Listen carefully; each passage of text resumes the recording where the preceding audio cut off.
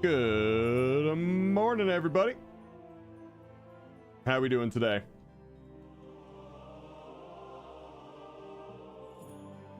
It is Tuesday. There's a little bit of maintenance.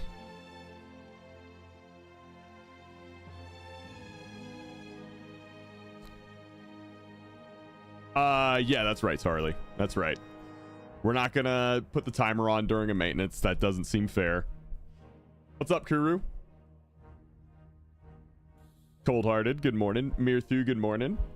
They definitely fixed the level 70 scaling slightly. Tried to do the special assignment on a new 70 and nothing died in one hit. Well, hey, there you go.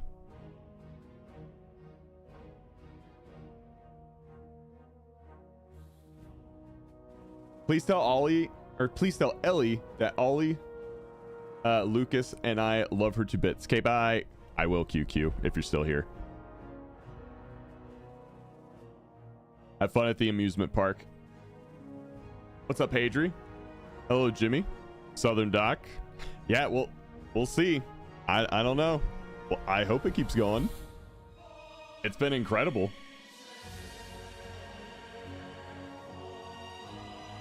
Hope it doesn't. Yeah.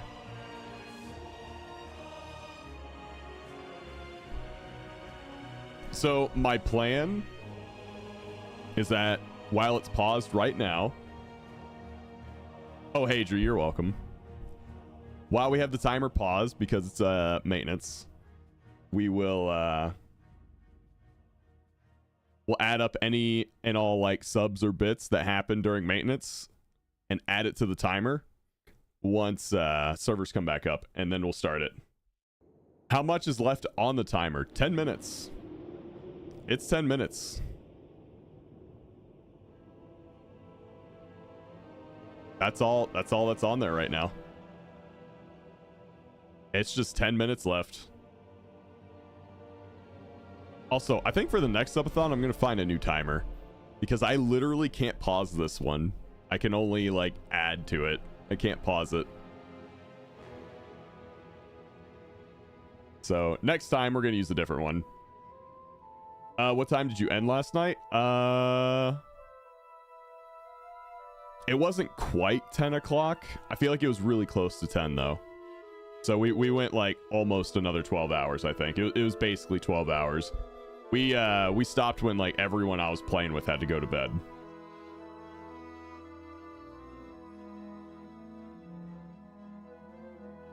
So the way I'm looking at it is I'll at the bare minimum go for 4 hours today. Just because like I'm streaming, I might as well do like a little bit of a stream. But yeah. Heroics today? Yeah, basically when servers come back up, we'll do heroics. Oh, yeah, that's good coffee. That's the good stuff. Yeah, we'll be grinding heroics.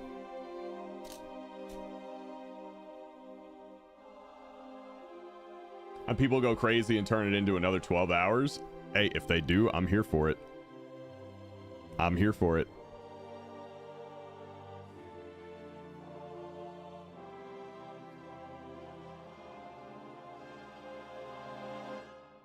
I still need to do half the dungeons on normal, been focusing on world quests and shit mainly. I haven't really gotten into world quests yet. Look, I just noticed that. Look at that. Still got the purple nails. I can't wait to get rid of these, by the way. The heroics are not really that different. That's what everyone's been saying, that they're pretty easy. I mean, it's not really too different from normal mode.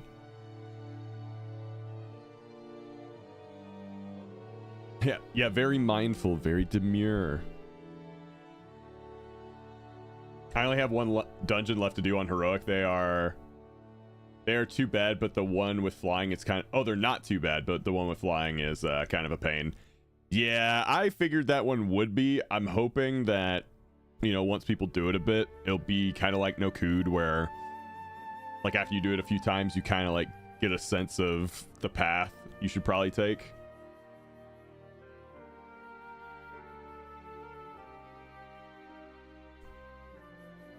The more I think about it, the more I realize if I want to relearn tanking now might be the good moment, since it's much easier. Oh yeah. Honestly, I think you could learn tanking at any point.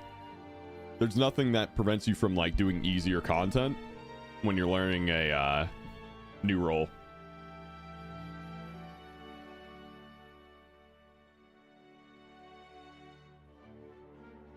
But if I tank, I'm unsure if it's going to be the warrior or the paladin. I will tell you right now, Prot Warrior is kicking ass.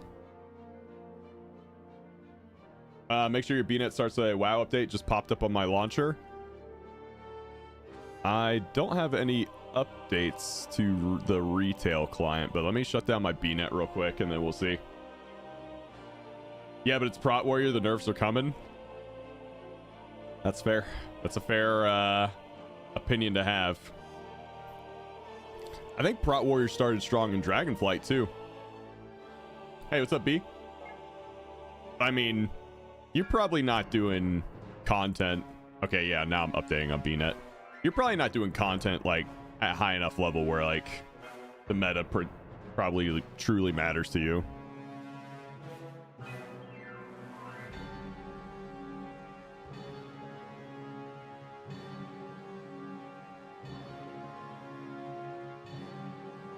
Like, you're not trying to push for title, right? You can probably just play whatever tank you want.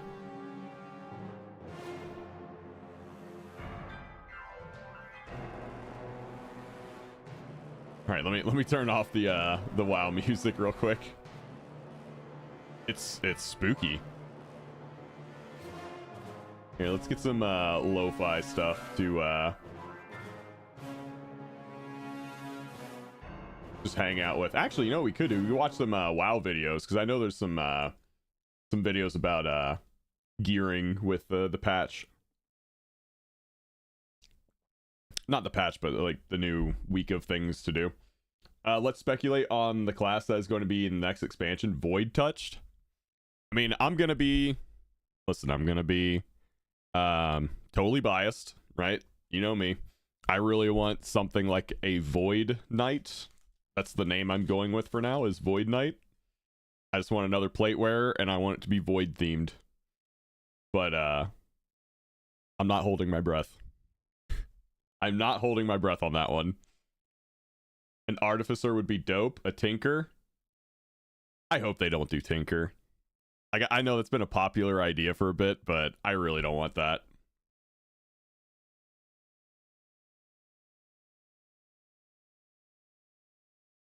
We get to hit up that nice Soul Weekly video. There's a few that we could do. Tinker would be the best for a new support spec. I don't know, man. You guys seem to not like support. I don't know if we're doing that.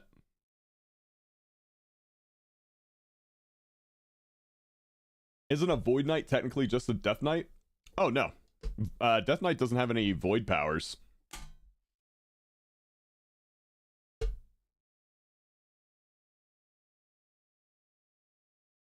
No, we don't like AUG. Support can be very good. Okay. I agree with you, man.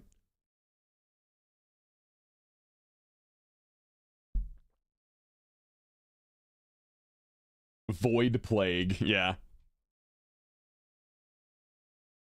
Hey, what's up, meme? Good to see you. Just 2K main stat for having a guy in your party isn't good design. Yeah, I would probably go back to the drawing board, maybe look at how FF14 does their supports. I mean, if listen, I think WoW's the best MMO out there. If FF14 can do it, we can do it. Straight up. That's how I see it. It's literally that simple for me.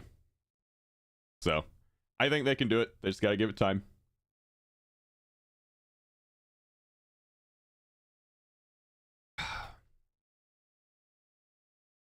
You've been up since 6:30 a.m. at Home Depot. You doing some home improvement stuff?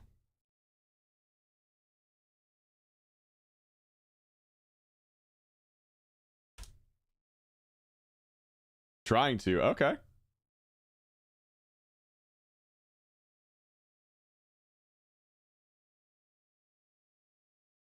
All right, let's see. What do we got on the old YouTube right now?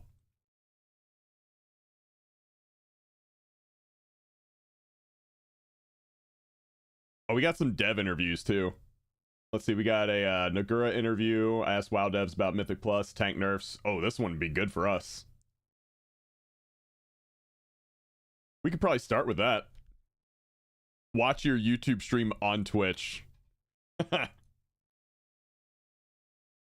Yeah, where is that? Where is that? Let's bring that up. There it is. Yeah, okay, there we are. Remember, chat, we're on YouTube. Go leave a lurk.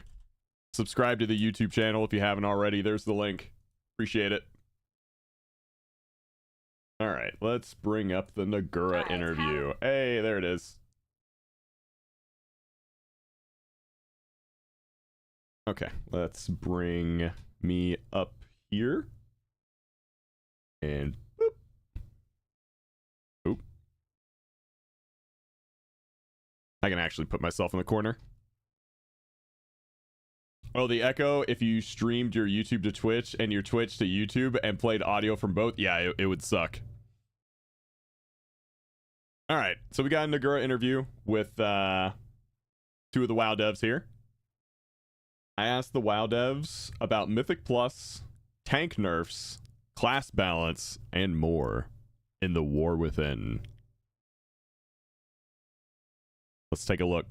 Hello everyone, my name is Nagura and I'm here at Gamescom with game producer George Valef and production director Michael Also, I'm going to go ahead and link you guys this video. Thank you so much for joining me and answering some of my questions, hopefully. We'll see. Happy to be here. Happy to be here and to maybe answer your questions. Yeah. We'll see. Maybe. All right, so my first question, if you can start straight away. My question is about normal and heroic week. Because for a while in Dragonflight, we had released normal and heroic raids at the same time with Mythic. But now we're going back to having the normal and heroic week before Mythic releases a week after. And when that was the case the last time, you made sure, or you told us that you wouldn't be doing any major balancing changes without announcing it beforehand. Is that something you plan on doing again? Or is your approach going to be different this summer? Generally, when we do things like the normal heroic week into the Mythic week, we do use that information to sort of guide decisions for, classes or specs that are maybe underpowered or overpowered.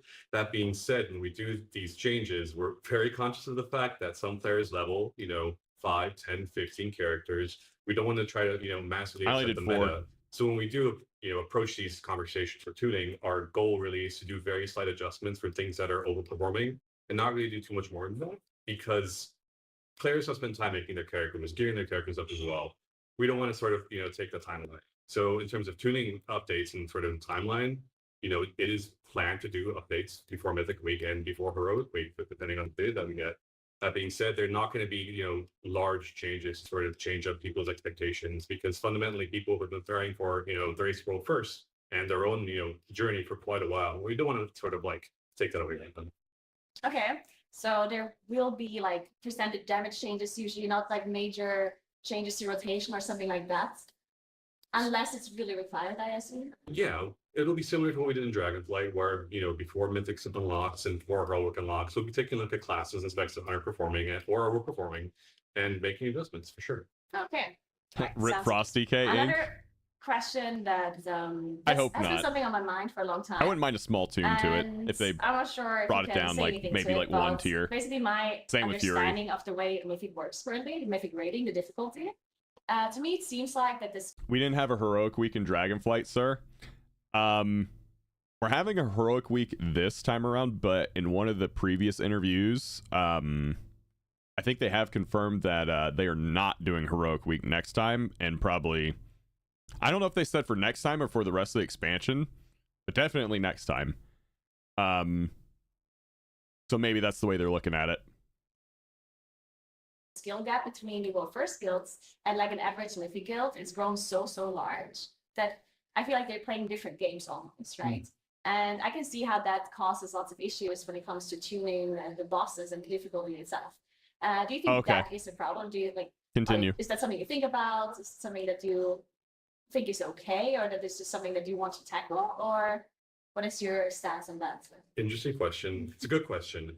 Yeah, there is a very wide range of players. There's the race your own first folks, and there's folks who are pushing Hall of Fame, and there's folks who are just doing Mythic normally, and that's just Mythic flow. So there's a very wide range of skill expressions among players. And it is something we consider. It's why after certain bosses have been defeated at the race form first, we do sort of gradual or sometimes heavy nerfs. That's sort of the plan. It's something to keep in mind. This time around, our approach is to use the Severed Strands buff, which is sort of I think that's what it is. It's the gradual sort of buffing of player damage and healing over the course of the raid. So like a month into the raid, I actually like that a lot. Go up a little bit. And that gives us basically more agency where players feel like they're getting stronger, and we don't have to sort of like keep nerfing bosses for the players to make sure they're making progress. So yeah, it's something you can take into account. It's a very large skill gap, and that is Napakin. Something Should be 2 hours. Okay, interesting. I think the Severed Strands buff is also like it helps with player progression, considering the new system that we have with the upgrades, right? Because it feels like a lot of the upgrades that we get are really early on, and then at some point your player power progression kind of stops. So having the Severed Strands buff and continuing downwards, I think gives the guilds that hope that maybe next time they can do it if they're really close to cleaning the So I think that's kind of important as well. That's cool. So I like that a lot. So Okay, let me pause it because she's right before the next question. Hey, Bugwaka, thank you for the 2 gifted subs, man. So my plan right now is the timer's paused. I'm gonna count all the subs, bits, donos, whatever that happens between here and when the servers come back up, and then I'll start the timer. So right now, you guys can add to it, but the timer's paused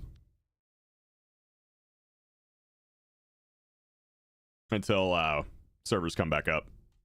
recently you've announced or you applied changes to Mythic Plus Disorients. So basically they're not going to be as strong anymore as they were in Dragonflight, where you just use loads and loads of AoE disrupts and stuns to stop the casts from happening. Sure. And now the lockdown that happens on these casts is going to be a lot shorter. Yeah. Which means that interrupts are going to be more important in return. That's a good right? question. Now there's some classes that either don't have interrupts at all, like priests, and there's master of really long cooldowns away from us. Is that something we think might be a problem in classes you maybe address if it is? Or do you think that's just something that is like we'll have to work? Well, I'll talk about the Mythic Plus changes some of this, and if you want to dive into the class side, I think that would be a great way to cover this. But first and foremost, we always look at the tools the players have when we're designing the encounters in dungeons and Mythic Plus specifically. And the changes you're talking about where it stops no longer completely interrupt the cast and then it just goes off again. Really, it's not just about emphasizing kicks, it's about emphasizing deliberate play and strategy in the way that you pull the dungeon and the way that you choose to engage in certain facts and mobs. So it's about giving players more choices, or basically making them have to make more interesting choices or have to grapple with that in the same way. And obviously that's a little bit of a balance when some classes have some abilities and the classes have, that don't have the same, they have a lot to do them, etc. But the overall intention for all of the Mythic Plus changes that we made this time is to encourage a more deliberate play style. It basically slow down the, like, we're gonna Zerg every single pack, AE it all up, burn it down, and then move on to the next thing. And actually, some of those abilities you should have to choose. No, I want to grapple with this versus this, and I'm not going to pull that back because I know we don't have a stop for that, or we don't have a big pick for that quite yet. Yeah. Sorry. Do you guys think that that added more decision making? The change for like AoE stops not like actually interrupting things, or like, are you gonna actually make decisions, or is the decision made for you and it just feels like you just have to pull smaller packs? Because I feel like going into War Within, a lot of people feel like, oh, we just don't get to pull as much and we just have to pull smaller. Like, there's no like A, B, C, or D choices to make. It's just, you just gotta pull smaller.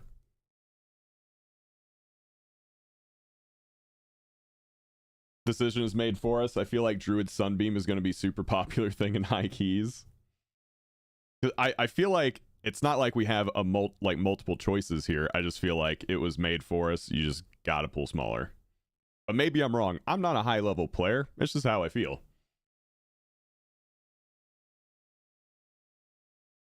I just wanted to have a follow-up question Yeah, on that, if that's totally. okay. So you're saying that, and this is something that I've seen in the changes as well, that it looks like you're trying to stop players from doing bigger pulls and just surging everything down, as you say, just AoE stopping it. To me, it feels like that is what I like doing them. Like I like doing these big pulls and pressing my big AoE button, seeing like big numbers. Like I think a lot of players really do enjoy that. And whenever I think there's changes that are being applied to the game that stop me from doing that, especially in a forceful way, because if it's just more difficult to do it, then I know, okay, we just have to play better to execute that. Yeah. But if there's something that really completely stops you from doing that, like so certain auras that have damage reduction, stuff like that, then I feel like, okay, no matter what I do, I can't do this big pull. Sure. And is this something that you're aware that people like these big pulls and they're still trying to stop that? Totally. Or- And like, I enjoy that as well. A lot of people do, but if you follow the through line, if the progression of gameplay is bigger and bigger pulls, and all you're doing is, hey, I'm basically trying to pull as much of the dungeon as I possibly can, and then burn it down and move on to the next one and do that and do that. It forces a specific group time. It forces all of the interesting mechanics that might actually make the one dungeon different from another dungeon, starts to like get sort of rubbed down so that everything starts to feel the same. Okay, that's fair. Running different Mythic Plus dungeons becomes very, very repetitive. And then ultimately in the long run, it means that some players don't have the option to participate if they don't want to play one of the classes that are specifically required to do that. So like thinking about Demon Hunter Tank in the last seasons that were like, in order to do what you were talking about, you had to absolutely have a Demon Hunter Tank in your group. You had to have certain classes and those kinds of things. And so this is like, it's the challenge with game design is always like, okay, can we not turn it back all the way so that we're absolutely forcing you to play like that, but can we dial the knob back a little bit and then see how it goes, get feedback, see if it's like, oh no, nobody likes this, we've gone too far, okay, let's turn the knob back a little bit more and then see.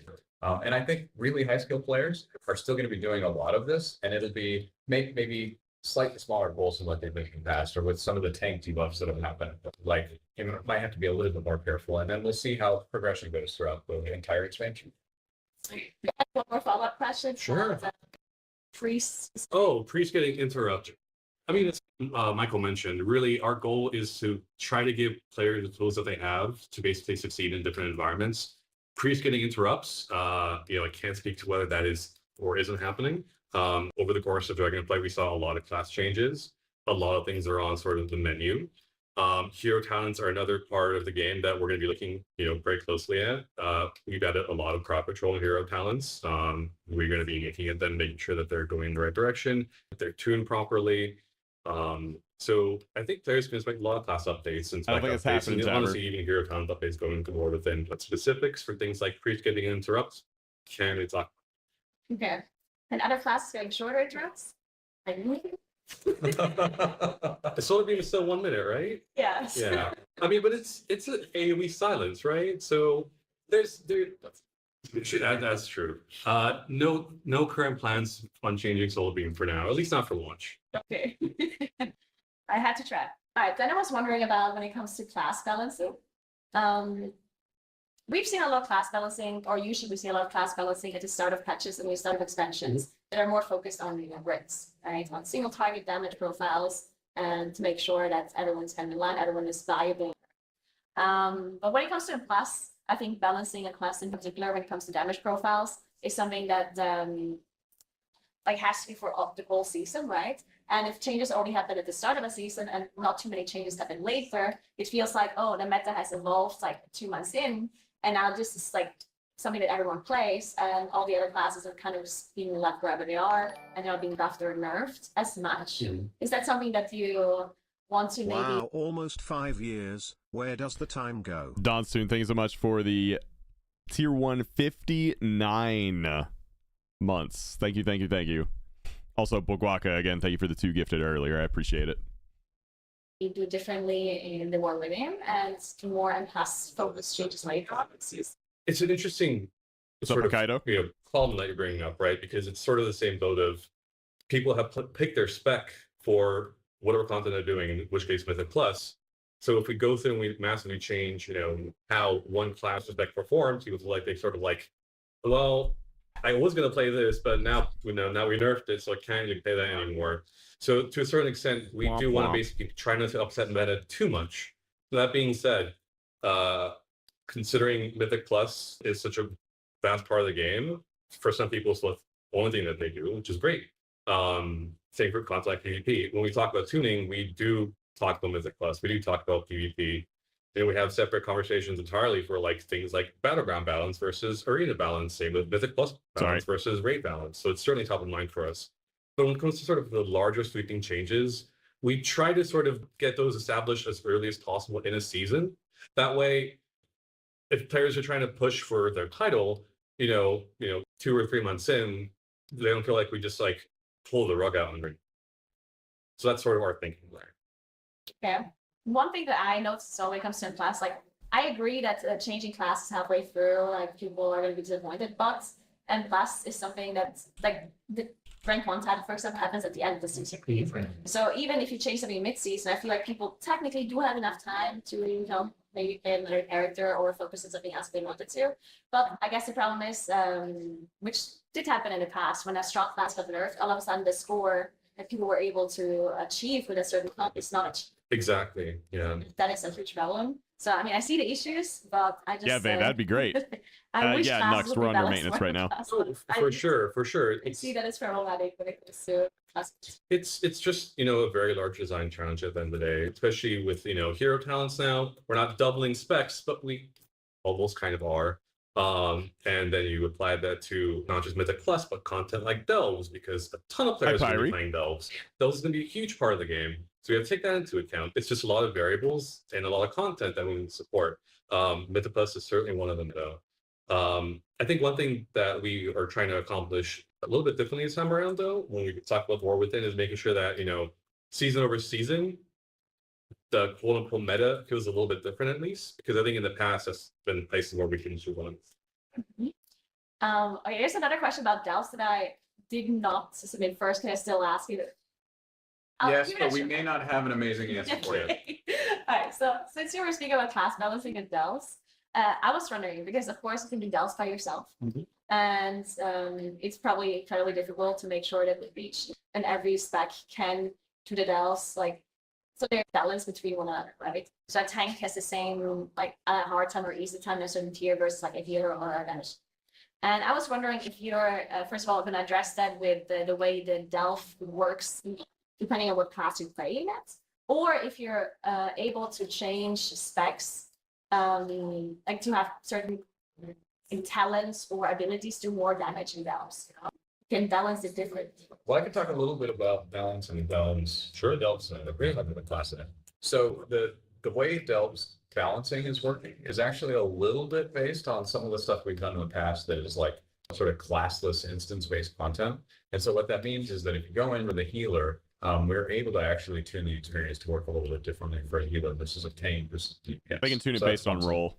The reality is doing damage is how you kill monsters. And so being able to do some level of damage and your ability to do Up in that smoke. will What's up, man? dictate how Good to see you. the difficulty level that you can go through in certain kinds of packs of other monsters and the higher end versions of Delve. That may still be true. They should still, like, the intention is that they're still accomplishable with anybody, but it may be maybe a little bit easier for a high DPS class to get through certain things versus a healer who might take a little bit longer but can still get them right.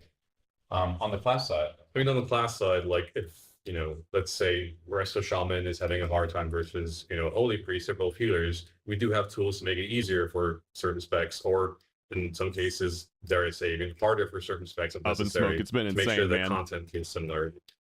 Okay, interesting. Okay, thank you. All right, so then I wanted to talk a little bit about the tank and healer adjustments that you talked about or that you applied to your class. As far as I understood, the idea was that tanks are supposed to take a little bit more sustained damage. So the healer is required to heal them a little bit more. Not to like sit there and spam heal the tank, but just to have to keep an eye on the tank. And if the tank does not get any healing by the healer for a long time, then they should eventually die and shouldn't be able to survive forever. Once that changes were applied, I talked to some of the tanks and I did some dungeons myself on beta. and sometimes said that it didn't have as much impact as they thought it would have by reading those. And some people said, okay, that they noticed it, but only with some healers, maybe not with others. So these changes that you did, do you think that it hit the mark and it was intended the way it was had? Or do you think that that's still something you're working on and like maybe changing some knobs throughout? Sure. Oh, do you? I'll jump in. Sure, go for it. I'm a big Mythic Plus player, so I'm excited about this changes. What I okay. thought was funny about this one was that the community conversation around the Blue Post was a lot bigger than the impact of the changes themselves, right? Everybody was up in arms. Everybody that I was watching was talking about, oh my gosh, I can't believe they're doing this. It's going to be so much harder. But then when you actually play it, it's Oh my not God. that impactful. It Panic. does change things up a little bit. Those, it's about tuning knobs. We tuned it just a little bit one way, and we'll see how it goes. And that increases maybe the value of health stones in your dungeon, or it increases survivability a little bit more.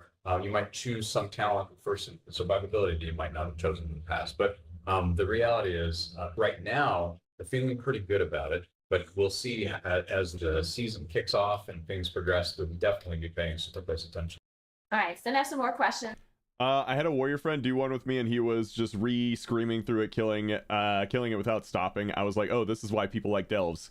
I mean, that was my take on delves as well on my warrior. I thought it was pretty easy, but yeah, I have heard from specifically caster players that it's not as like quick and easy. I don't know. Yeah, you just go through just swinging your weapon, killing everything. I don't know. I haven't done it on a caster yet, so I have no opinion yet. About that change, and because you also mentioned that change might reduce incoming group-wide damage, because that was something that in Dragonflight was a big problem in my opinion, at least, that the survivability of the group was incredibly important, and it was like the main thing that was holding you back usually, and not necessarily the damage they were doing. And that's something that I personally didn't enjoy, and I think I got a lot of feedback from other people as well that said they would rather like make sure that the damage is something that they can optimize, and that's what they meant that, rather than just dying to a boss without having any defensives left, and they just can't do anything about it. Do you think that this change with the tanks is actually gonna affect that aspect? So they the custom leader has to heal the tank more, that you're tuning back the incoming group-wide damage, so that the group survivability is not gonna be as important as it was in Dragonflight? That's the intent, but it obviously has a lot of nuance, and it depends on the fight, it depends on the dungeon, it depends on the situation. The goal is not to make it more complex, but to change where the complexity is. So you're focusing a little bit more on the tank, you're focusing a little bit less on keeping the group going. But you're still going to have to focus on keeping the group going. Yeah. People will have to use their defensives at appropriate times and just be, careful that way. And that will still continue to be a part of it. Okay. And if this change is not going to affect that group Hi, survivability as much as you wanted it to, do you still consider nerfing the defensives of damage dealers across the board to kind of fix the whole situation of the incoming damage and having to be tuned so highly because the damage dealers have so many defenses available to them? Yeah. This might be a good class point. Sure. It's a little bit of an arms race, right? Like It always will be, yeah. buff player defensives by things like hero talents, so ray damage used to go up, so healers have more to do. But if players don't hit those defensives in some groups, not everyone's playing at the highest season level, heroes having a bad time. That is definitely something we talked about quite a bit in terms of actually adjusting players' defensives for content like Mythic Plus. It's difficult because then we're adjusting defensives for players that are only doing delves or only doing world content. There's a lot of people to consider, and also raids. Yeah, Quig, that sucks, man. I don't think for now we go so far as to be hitting players' defensives. But like Michael said, this is just the very beginning. There's a lot of knobs that we need to tune still, and we'll be tuning going into season 1 of The War Within. So time will tell. All right, I got as of more tuning now, we have planned. no plans That's to good. sort of hit player Probably. defensives. Okay. I'm going to keep asking the question. I asked last time as well. Sure. All right. Then one more question about this, about M+ in general. Sure. I wanted to know, because in my opinion, there's two things that can hold you back in the plus for you, like to time it or not time it. Two major things. Number one would be survivability. Like you're just stuck on a boss and you can't kill it because the ability just shuts you and you're running out of defensives. Yeah. Or you manage to do the whole dungeon, but you're running out of time. So you basically we're not efficient enough, you didn't do enough damage.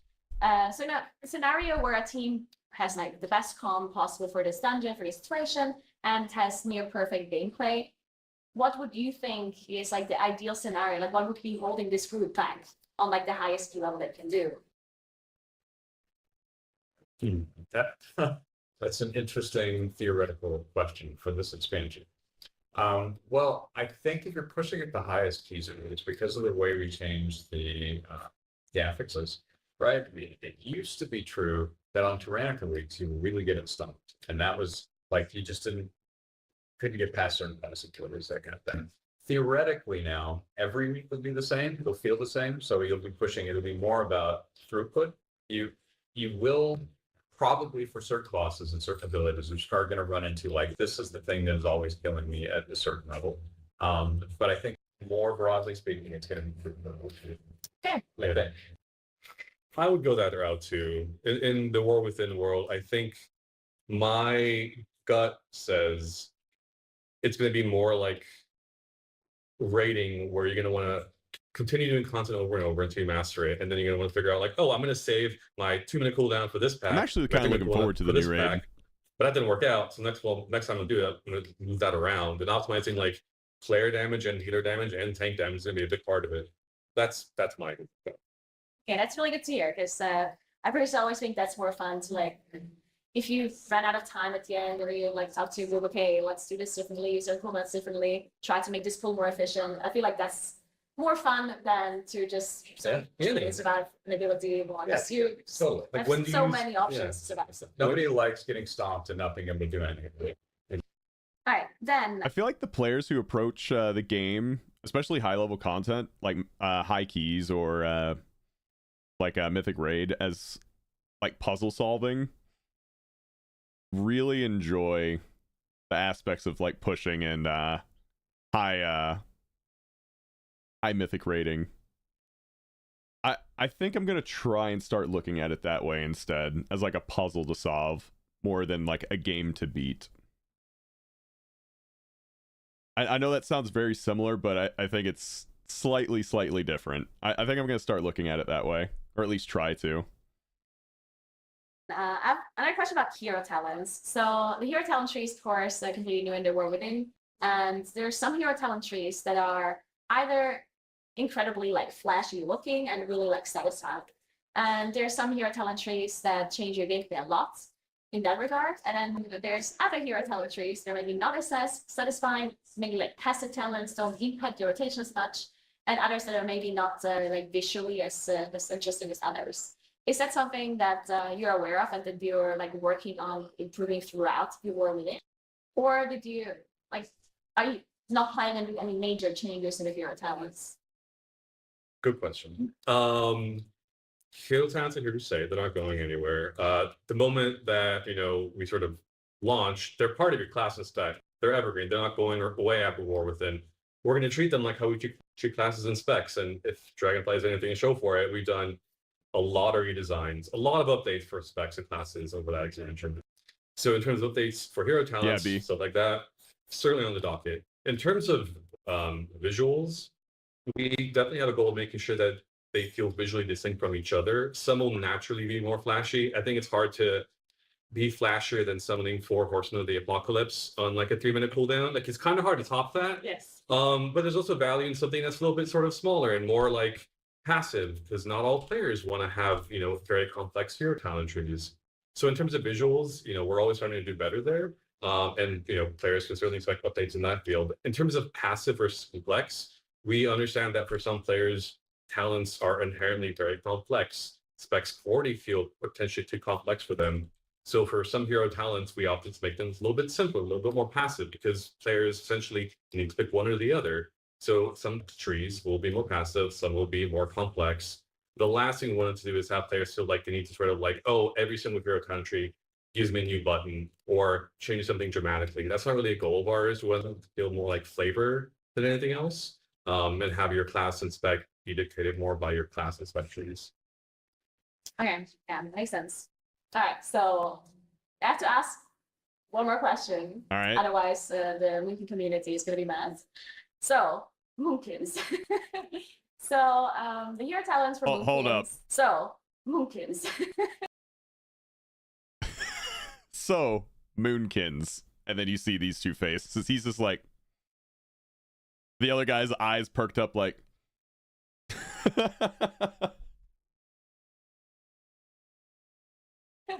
So the hero talents for Moonkins like, oh god. have been a little bit underwhelming for most of the community, at least if you like that thought, and my personal opinion as well. And the gameplay for Moonkin seems lackluster because we lost a Tiny Polestar and we didn't really get any compensation for it. At least I feel like we didn't get as much of a gameplay compensation as Polestar was. And in addition, it feels like the damage is also a little bit lackluster too. Is that something that you're aware of and that maybe is getting addressed? Yeah, certainly. A lot of community feedback's on our radar. We read a lot. We read Reddit. We read forums. Honestly, if someone makes a TikTok about class tuning, I'm probably going to watch it at some point. It's going to show up on my for you page. So yeah, we're aware of people's sort of complaints and feedback, whether that's positive or negative. Yeah, be respectful to I'm going to pretty start much all from the middle of that content question. creators. In terms of sort of numerical updates to hero talents What's up, or True Granted? Moonkin in general, we're still planning to do, like I mentioned previously, there will be tuning passes going into season 1, The War Within, and there'll be tuning passes into The War Within for season 1. So all that stuff is on the table, not just for Moonkin, but for essentially any hero talent or class of spec. We want to make sure that season 1 is as good as possible. In terms of hero talent updates or redesigns, can't really talk too much about that at this point. We're happy with how they're going for launch. That being said, we are, discussing future updates for Moonkin down the line, not for launch, but for a future patch, and we're looking to sort of address a lot of the pain points that the community brought up for sure. All right, that was really good. See, I love that answer. Thank you.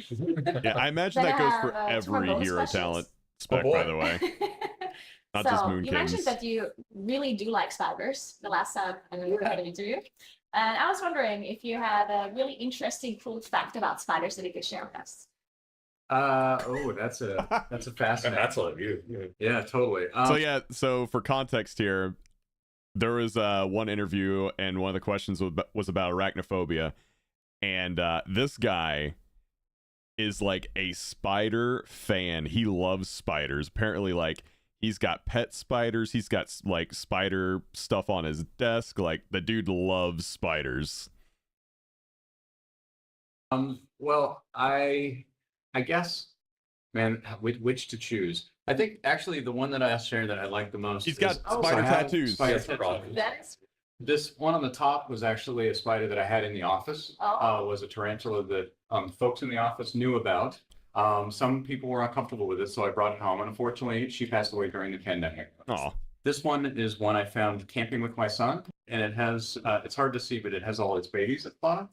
And then this bottom one was another one that when people at the office learned that I like spiders, they brought more spiders to me, which is why I now have more spiders at my desk that are sort of on display. And that was the biggest one of these. that is very, very So hopefully that's a cool fact, but that I is like it. very cool. All right, do you also share that excitement for spiders? Or I think like crabs on. Arachnophobia mode is great. I don't personally mind spiders. I think they're neat. Maybe not so much as micro, but they're great. I'm I'm looking forward to indifferent killing to a bunch of spiders. spiders in the raid, that's for sure. But no, spiders are neat. All right, I also saw that you really like kimchi. I love kimchi. Never had kimchi before. he's never been more excited in an interview, You man. have to try it. You have to try it. There's so many variations. Like there's cabbage. Where I live. So what's like the best way? Like can you recommend any kind of kimchi? This whole interview, he's been like very, very, very reserved. Like answering the questions very matter of factly. Question about kimchi. He's excited. Let's go. I could like forget the interview. Let's just talk. You have like Is an it 8, different? well, I think you have to start with like the radish kimchi. Like radish kimchi is sort of the classical Yeah. kimchi. There's also like cubed radish, which is my personal favorite. There's Napa cabbage, which is probably the more traditional kimchi. Is it spicy? I'm not a big fan of spice. I wouldn't say it's very never had it. spicy, I but don't know. definitely has a kick. Okay. So there's all types of kimchi. I'm talking about kimchi. There's red Go kimchi, for it, which man. is traditional kimchi, and that is spicier. There's also white kimchi, which is less spicy. So maybe you should try that. White kimchi. White kimchi, I grew up in Bulgaria. I grew up eating a lot of like pickled foods. So there's not a lot of like equivalent foods to that here. There's like pickled vegetables, and that's hardly the same thing. And I just really like the taste of kimchi. It reminds me of home. Okay, really cool. Yeah. Okay, I'm gonna try it. You should, yeah, it's great. All right, thank you so much for Thank you so answering my much. questions. I appreciate that a lot. Yeah, of course. Pleasure meeting you. All right, that's it. Thank you so much. Thank you. Dude, what an amazing way to end an interview. That was awesome.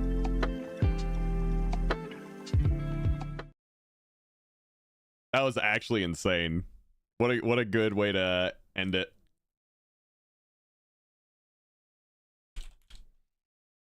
All right, are there any other dev interviews that we want to look at? Does anyone have any recommendations? Right, Tim? Dude, I learned a thing today.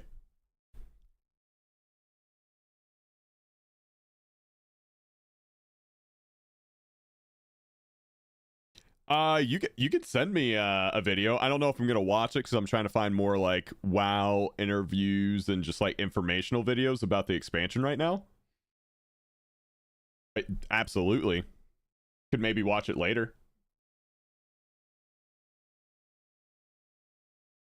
Let's see.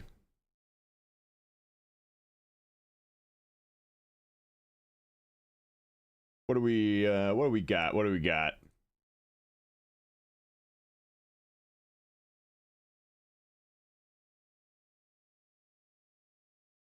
Dude, you know things are going well when like all like the big Twitch streamers are actually saying good things about this expansion. I just saw an S-Fan video where he was like really positive about it.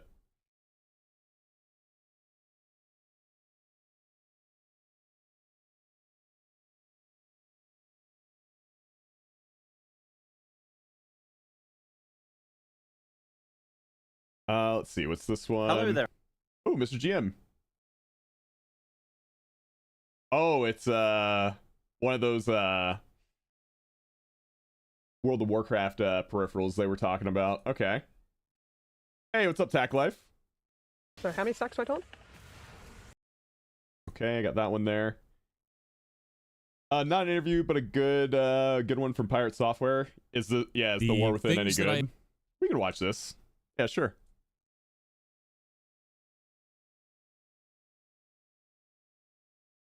Yeah, the War Within's like pretty damn good so far. I've seen in this so far is that they've done a very good job on the expansion, which is not what I expected. I expected this expansion to suck. I expected it to be boring like I'd seen in other expansions, but they actually did a really good job. I've waited to talk about this because I wanted to experience all of the content, and I've actually done all of the quests in the game that are available. The only one that I have not finished in all of them is Memories of the Sky questline, which is not available until Tuesday, so it'll be available tomorrow, and then I can actually do it. First thing that I'll look at is, if we look at these zones, you'll find these little chests and stuff all over the place. They took that from Legion. I remember at the end of Legion, we had that final zone, and there were just like random chests around the world, and there's always like little things to pick up and interact with and like find things. And yeah, I enjoyed those as well. I really liked those because it was cool to go and do that and see that. They also added in, like, a lot of the rare spawns, and the rare spawns spawn in specific conditions, or like you have to go and fish and fish, you know, and then throw it at a frog, and then the frog actually turns into a rare spawn. Like, there's a lot of little things like this that actually feel really good. Outside of that, the fantasy of the environments is insane. Like, this crystal up here in the sky is not only light source for the zone, but it's fully dynamic. Like, it changes to a shadow version and the whole zone changes. Like, the fantasy of the zones feels like what WoW wanted to be, but didn't have the technical prowess to be able to be in the previous versions. Like, it's finally there. They're finally able to put in the fantasy that they can dream up rather than what they could do. It's what they would have done had they had the ability, and like they have it now. So like that's cool as shit. It's really goddamn amazing looking.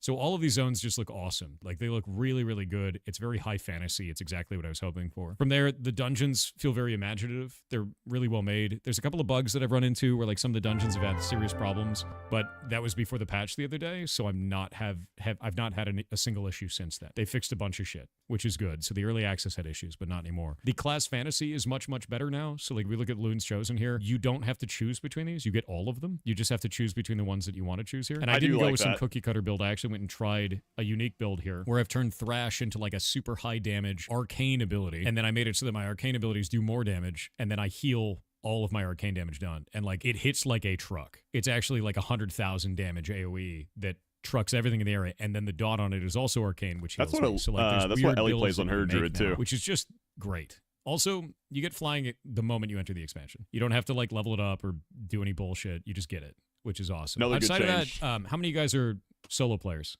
They just want to play solo content. How many of you guys just want to play solo content in the game and you don't give a shit about groups or any of that stuff? A They made it so you can surprising run any of the amount. dungeons as a follower dungeon, so you get NPCs. You don't have to deal with other players. You can even set the NPCs to be the leaders of the group, so they go forward and you just stay with them. So you don't have to be the leader of the group. You can make the NPC the leader. Outside of that, you can also do what are called delves. Delves are found out around the world. We'll click on one of them here. Skittering Breach is a delve. And you go into that with a follower, and that follower gains levels as reputation, and he can get up to, I think it's level 50 or some shit.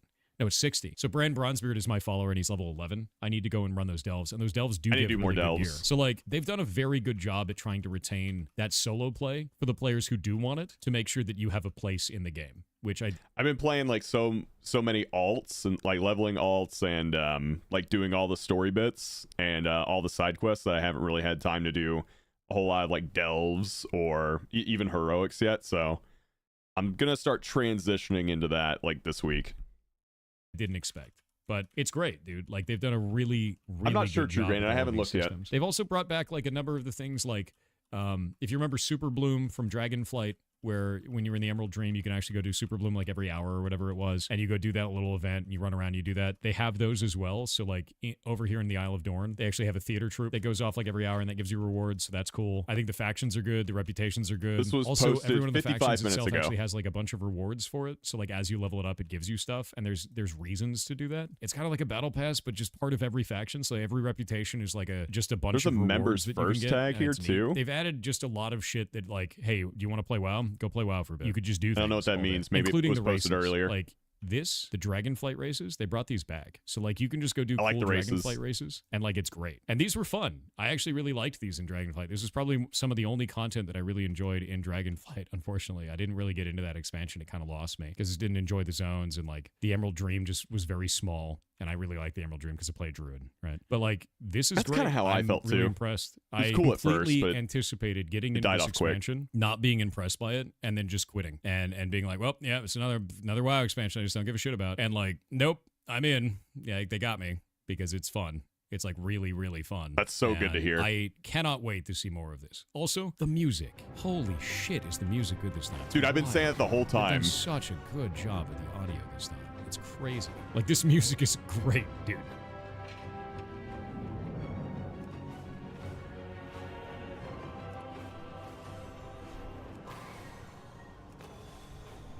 So everyone in the environment's gonna has just these really nice tunes. Yeah, all of the music is just very nice. Outside of this, honestly, it's just the fantasy of the expansion, dude. They finally brought back a game that like feels larger than life. Yeah. And WoW hasn't felt like that in a while. Now, understand something. Before we get fully taken by the World of Warcraft veneer of goodness, right? Before we get taken by that, it might still suck. And the reason why I say that is you're at the beginning of an expansion. It's real good right now, but they have to keep following it up. And I don't know if they will. However, this is good enough that I'm going to give them the chance. And that's how I feel about this. That's good. right? That's good I'm gonna news. give them the chance. We'll see if they keep following it up. Just keep seeing if it's good. What's the negative? I haven't seen a negative yet. The expansion is a very good spot, and I want to support that. I think it's doing really well, but they need to keep following it up. And I need to see if the raid is going to be good. Am I going to raid? Yeah, I'm going to do mythic raids. I'm going to be doing mythic raids. I'm going to be doing mythic plus. I'm going to be doing rated battlegrounds as well. No, it's not even honeymoon phase. Legitimately, like I got into Dragonflight and immediately bounced off of it. I was like, it doesn't feel good. The only thing of Dragonflight that I actually liked is there was a quest where a dwarf was sitting like on a cliffside thing, like I in the remember that. building, and Yep. he like talked about how WoW used to be, and I was like, man, that's great. Actually, this quest is amazing, and the rest of the expansion doesn't feel like that. Shit, right? It just felt real bad. It felt real bad, and then this expansion. It's so hard to say the expansion is good when there's no content. I would look at this video and him specifically as more of like an everyman player or like a returning player who like, you know, he checked out Dragonflight, he checked out BFA, Shadowlands. I see him more as a representation of what of players who like used to play and have checked out for a while, or like a casual player. And if he likes it, I think that's a good sign. Expansion feels like what he was talking about. I was like, okay, this doesn't suck. This is actually really goddamn good. Do you have to have Dragonflight stuff before going to the new expansion? Nope. They actually put in little icon things. We're right near one of these. This will actually level up your dragon flying. It's called like skywriting now or some shit. Also, they made it so that you can switch between your flight styles once you see the entire map, but they give you skywriting flying immediately. Like immediately, they give that to you. So you can just like do your normal flying once you see the whole map, which is cool. There's one more thing to talk about, actually. Professions. They really did a good job with I professions. don't know. He didn't really like if we pop go back off into here and we look at like alchemy as right, a and we look at streamer this, until they like did all the after specializations Dragonflight again. launch. So there's a I ton of genuinely have no specializations idea. and there's tons of different like mastery to go find in the world, in the open world, and they have a whole bunch of new nodes and all kinds of shit to do this with. This has been really fun to mess with, and the new plants that they have are crazy. So like one of them is crystallized. When you empower it, it like creates a portal to another nearby like thing. There's altered, where it like curses you with some weird thing. I don't know much about this one. I haven't It's a seen it very cosm. many times. Spore fused, where it creates duplicates of itself and is obnoxious and makes you hallucinate, and then irradiated, which explodes and does damage to everything nearby, which is kind of cool. They put so much profession treasures in the game, dude. It's crazy. Like the amount of stuff in professions is nuts. They have all new gear for them and everything too. Like even cooking has gear. So like they've continued that trend and made it really interesting. And I think it's great. I think it's really good, man. You can also condense food now into like a hearty version of the food to make like a good version of it, which is neat. One of the last things I actually didn't bring up is this. All of your reputations are account bound now. They added this thing called the Warband, and there's tons of items Not all that of them, when you but get them, they'll actually the new say ones. Warband until equipped, like this one. So I can trade this to any of my alts, but I can't trade it to other players. So this goes to any alt that I have. It is Warbound until I equip it on a character, and all of my reputations are also warbound to my warband. That's account bound for all of it. And the cool thing is we can do this at any time. We can open this up and I can just take this item and put it in here, and now any of my characters can interact with it because it's a warbound item. And this bank is accessible from all of my characters. It's wildly awesome. I don't know if the new reputation, the old reputations, I don't think are warbound. I think it is only the new ones. Okay. They did it for all of Dragonflight, so all those are warband now, and all of the new ones from the War Within are like that. War Within is having some problems displaying the reputations, so like you'll see I only have 2 here, but it actually is 4 of them if we go and open this out. So Whoa, it's, what it's was that? So like you'll see I only have 2 here, but it actually is 4.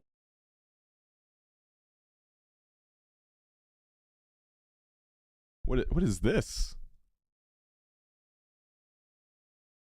Is this supposed to be like...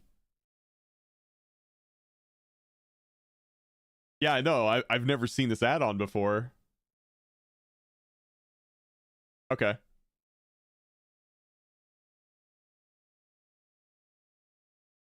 Four of them if we go and open this up. So it's broken. There's problems. with I the have mod. Rare It's Scare, and I've definitely got a never bug. seen But that's that. such a good goddamn Guess good I need to thing, dig dude. into They've the made it add-on. so alt accessible, it's insane. And I have never seen them do that before, so it's pretty good shit.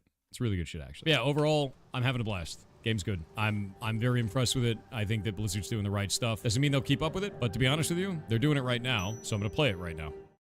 Hell yeah.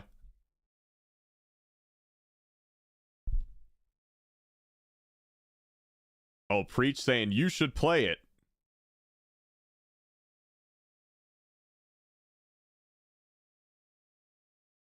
Is the subathon gone? No, subathon is not gone.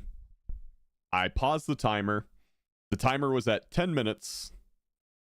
It was like 9 minutes and like 50 something or 40 something seconds. I just made it 10 minutes. And all the subs, bits, donos, whatever that happened between now and when the servers come up, I'll add that to that 10-minute timer, and then we'll start the timer when we get back into the game.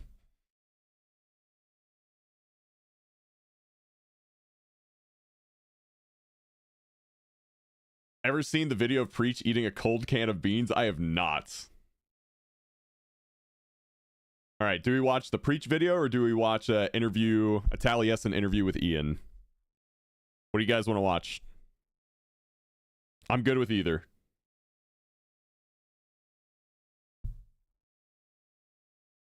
Preach or Ian?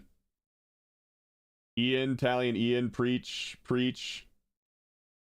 Watch the Sonic 3 trailer.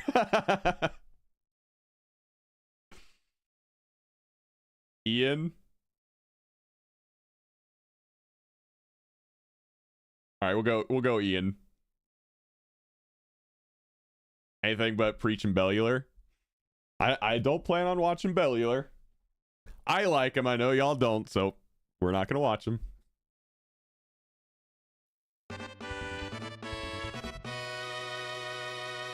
Hello, my name is Taliesin. And I'm Evitel. And would you like to introduce yourself? No, this is Ian Hazakostas. First question. This is the question that the entire internet is asking, and it would be remiss for me not to mention it.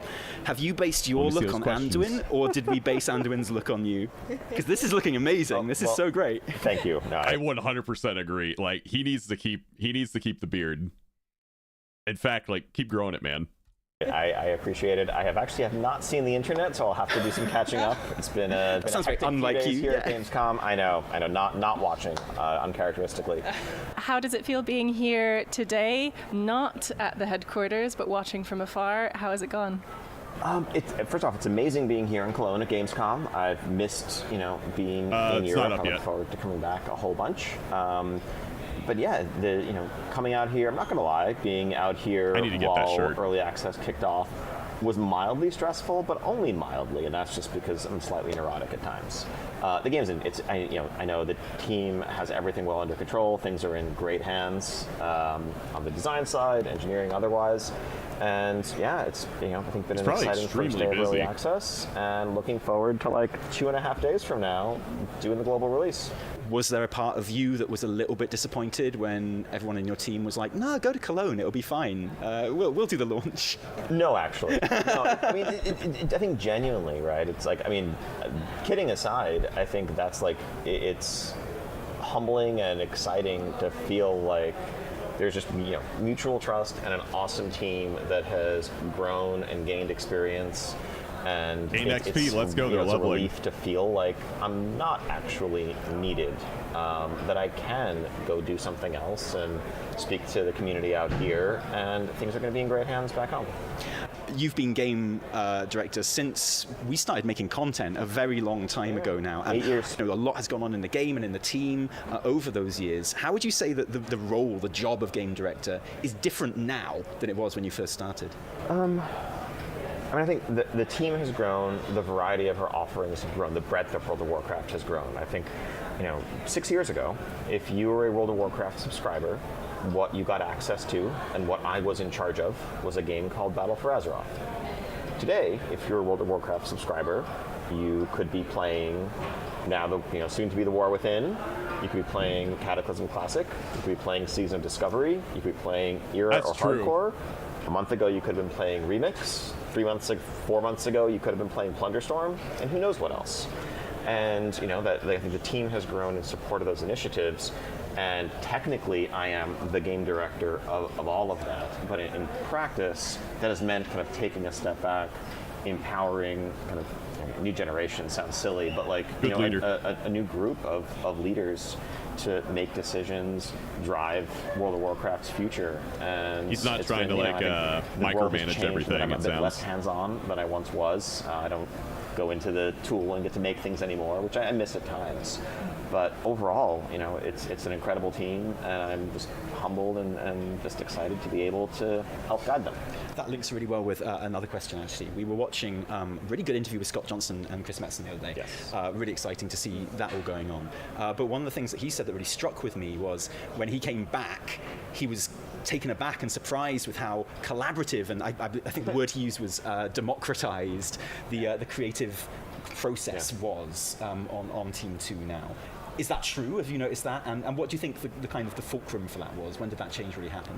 I think it's I would say it's a mix of the growth of the team, fresh blood coming in, dare I say some Gen Z influence, but also the change in our structure, not having a creative director for a time, right? And moving away from a world where things were kind of very trickle down, where it was decided, all right, this is where we're going, this is the story we're telling, this is the framework, okay, now fill in the blanks and build within this framework, versus a bottom-up approach of, here are some ideas we're exploring.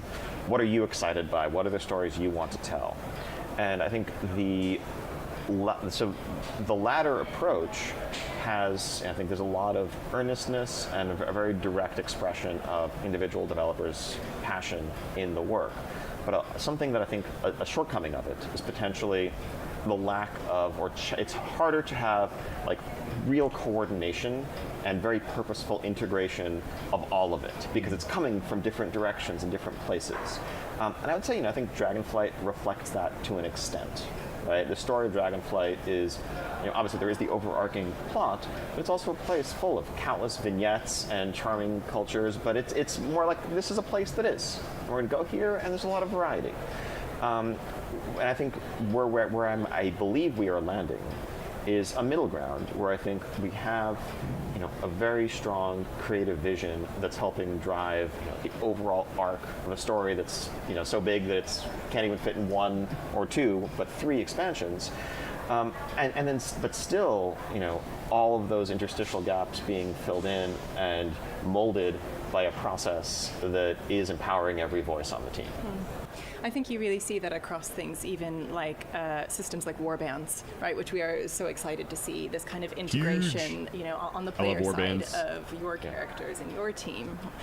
Speaking of warbands and great teams, one thing that the community has spoken about a lot that they're really interested in is seeing follower dungeons and delves bringing in members of your warband. Is that something we might see in the future?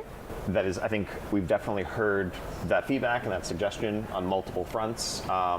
I think it's something that would definitely be fun to explore. I think follower dungeons could feel like a pretty natural outgrowth for that. There's a lot of questions we would need to answer in practice because I think the immediate expectation, of course, is like, well, so when I'm using my warband members as my followers, they're leveling up and getting gear too, right? It's kind of like multi-boxing, and there's some things to work through there to make sure that it's not like the only right way to play.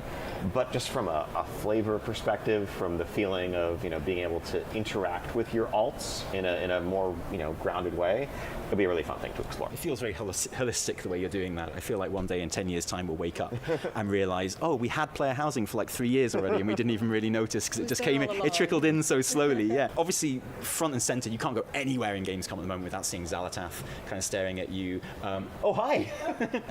Case in point, right? We saw like all the opening cinematics and the Dalaran event and everything. Like fantastic work as always, just incredible. What was the moment when behind the scenes in Team 2 you suddenly realized that you had Xalatath and that she's this incredible character and actually she's an expansion character, right? And she's someone we can base a story around. Maybe more than to a certain that. degree. Was that a holistic thing again, or was there a moment when you just went, whoa, we've got her? I mean, I think, there it was a bit of a slow burn, right? It was, and of course she was introduced in Legion, everyone's favorite, Naifu. And I mean, that connection, the fact that there's a character that really was only directly being interacted with by one spec out of, 36 or whatever it was at the time, 38. And people were like, this character is awesome. That led to us in BFA saying, as we were telling a story that was touching on the Void and Old Gods, like, hey, let's make this character a bit more central. Let's introduce players of all classes to her, and let's kind of get her out of that knife and maybe open up some potential future arcs for her. Because I think, and that's really driven by player reaction, right? I think if people had just kind of shrugged their shoulders at Xalatath during Legion, we wouldn't be here and she wouldn't be here today. And then, obviously she was kind of in the background for a while, but as we started to think about the big arc that we were going Pixie, I would love to explore, and I've never done an interview as a major before, so I might not be great at it. Of course, you need an avatar that's a bit more, tangible than just the Void, and who better than Xalatath? And so that was actually a pretty quick discussion, I think, and we landed on her. And then, of course, the next question becomes, how do you? Yes, we've introduced her. Yes, people are intrigued by her. Many players who didn't play those expansions, though, still don't know who she is. And then how do we build up a new major villain that's going to, be a primary antagonist over the course of this arc? And there, I think we drew on a lot of lessons learned from the Shadowlands. Honestly, I think it's a completely, utterly fair criticism that, hey, we didn't know much about the Jailer. The Jailer didn't feel compelling, and that's part of why we're steering more into, I think it's big that he just kind of admitted that too. Because Blizzard used to never do that. So I think that's a lot of character growth right there. Larger trilogy here. It's actually almost impossible to, in the framework of an MMO like World of Warcraft. Introduce a brand new villain for the first time, and then get to a point where a year and a half later or whatever, you're defeating them in a final raid, and it feels earned, and it feels like they belong in the pantheon of great villains. And so, we're going to take the time we need to take and do it thoroughly and do the story justice. So we're defeating her in the final raid then? Well, clearly. Wait, you're saying, I don't believe she's a villain. Oh, really? Oh. That's just me. If I've ever seen a baddie in my life. I think you're the only one to have voiced that opinion. That's an entirely unique opinion. Evitel, when you just spitting truth right now. Which is the best decision anyone's ever made, obviously. And you were thinking about, Not what a body villain. should we put her in? Was anything ever on the table apart from a hot elf? Was there ever any other suggestions going on there? Honestly, I'm fairly sure that was a decision at the time that was made by quest designers on the quest team. It was not like a top-down creative direction thing. It was just something that felt thematically appropriate in the run-up to what was at the time our little void raid, in Crucible. So, yeah. How will Delves progress next season? Kind of how will they evolve in the future? Yeah, because we were talking about this on stream, and we suddenly realised that we don't actually know. We know there's going to be a new follower, but is there going to be like difficulty levels on top of that, or sort of? So yeah, so I think part of it is yet to be written. I think certainly the feature is going to evolve based on what we learn from the next month or two. As much as we might test something on beta, we have a new feature like this, as we saw with something like Torghast, people play it and experience it very differently on the live servers when they're doing it with like objective motivations, like filling their vault row and getting their rewards, as opposed to just for the intrinsic value of, I'm going to, bounce around on beta and see what this is all about. So I'm sure we'll be, iterating and tweaking aspects of the universal experience. But yeah, Delves are a seasonal pillar that we want to keep carrying forward. So I think season 2 of Delves, as you mentioned, will include a new companion to replace Bran. As we go to new spaces, I would imagine those spaces include new Delves. And so you'll be doing some new Delves alongside the old ones. Okay. We haven't figured out the details. Like rewards will increase, difficulty will increase. I don't know that the right answer is going to be just adding more tiers onto the top. I'd imagine we do something more like what we do with dungeons, where the baseline, like, I'm actually just spitballing here, but like I'd imagine that tier 1 through 3 or something stay as they are today because they need to be available for level up. But once we're in end game, as we do with Mythic Plus, we would just kind of slide the whole scale down, increase the rewards, rather than just bloating it with an increasing number of tiers. So will you still be able to, if you have an answer for this, will you still be able to like level Bran in season 2 when there's a new follower? I don't know the answer to that question yet. We have to figure that out. I don't know that we have a definitive decision. That's not even we're not ready to talk about it yet. It's we're going to see what it means. Our focus really has been on, landing the experience at launch, and then we're going to turn to how to evolve it going forward. I know a lot of people they really probably have to look at appreciate player feedback seeing, first before they Delves, pick a follower direction they want to dungeons, go the in. new story mode that's coming up, like these kind of new ways of interacting with the game that don't rely necessarily on having loads of other people around that you can do solo, which is amazing. Was there kind of like one event that prompted this kind of shift towards that, or has that always been kind of in the background? I mean, I think it's been in the background to an extent. I think it's a growing realization that we need to do a better job of serving all of our players. And if there's always been plenty of raid, dungeon, PvP content. And I'm glad they're finally doing that. Have thrived over the years.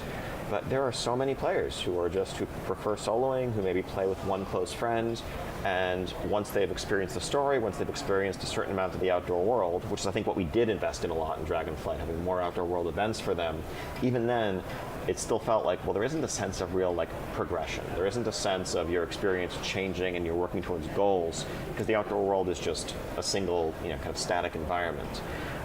That we needed to serve them better. And so I think we before Delves had a name, before Delves had an exact description of what the feature was, we definitely had a sense of there's a missing puzzle piece in this expansion that needs to be something for that player demographic so that we can do more for them. And I think I can. Yeah, it's for many players, WoW is a place where they come in and make and reinforce social connections. For others, it's a place of solitude and escape. And all of those approaches are equally valid. We want to make sure that they all feel at home. I notice a lot of the marketing around WoW in Dragonflight and going into this expansion as well is very clearly kind of focused on players that don't play the game anymore and coming back. Sure. Has that worked? Like for your numbers and stuff? Have you? Because I know, anecdotally, we've seen it. Yeah. But is that something that you're able to kind of see the fruits of at all? Yeah, I mean, I think there are countless players who return to World of Warcraft who have been away for a little time, who've been away for a long time. I think expansions are major events that bring them back, and we try to make sure that we're doing everything we can to make it a welcoming return. If you haven't played WoW in a while, things like Dragonflight being the new leveling experience to show you what you've missed and get you right up to speed for War Within are examples of that for returning or new players alike. But yeah, I mean, obviously we need to keep sustaining the community that we have, strike a balance between serving our loyal core who are with us today, but also giving reasons for players who have stepped away for a while or always wondered what WoW was about but never tried it out to do so. One thing that I found really motivating is seeing the content roadmaps. Oh, yeah. Do we have another one to look forward to for the War Within? I think that will be coming. I think a little bit later in the year, where I think we've tried that probably as a close of year. Let's set up what's coming next. But I think I can say that it will look similar in structure to what we saw for Dragonflight. I think we're very happy with the amount of content, with the cadence of the content we delivered over the course of the last year and a half. We want to carry that forward. So when you're signing up for the War Within, it's not just the stuff that you're going to play next week. It's all of those updates that will follow. Yeah, I would like to second the roadmap thing. I think it's something that's just given players so much confidence in kind of the game going forward. I think that's fantastic. Please, can we have a transfer all currency button in the currency tab for? This is not what you're supposed to do in interviews, I know, but I would never let myself. A, we couldn't let this go by without complimenting your stubble, and B, we had to ask about the transfer all button. Can we have one, please? I noticed because it's the kind of thing you don't even notice on beta, and then you get to the pre-patch and then you're like, I have a lot of currency actually. Yeah. And I think that is an excellent quality of life suggestion. We'll take that back to the team. I think just to stress, warbands are laying a new foundation that we're going to keep iterating and building on. But yeah.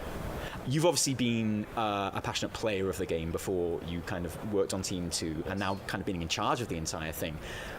What makes a classic, brilliant, perfect WoW expansion for you, Ian Hazzikostas, as a player? Yeah. And is that different from what you class as a great expansion for as game director? I mean, that's very challenging because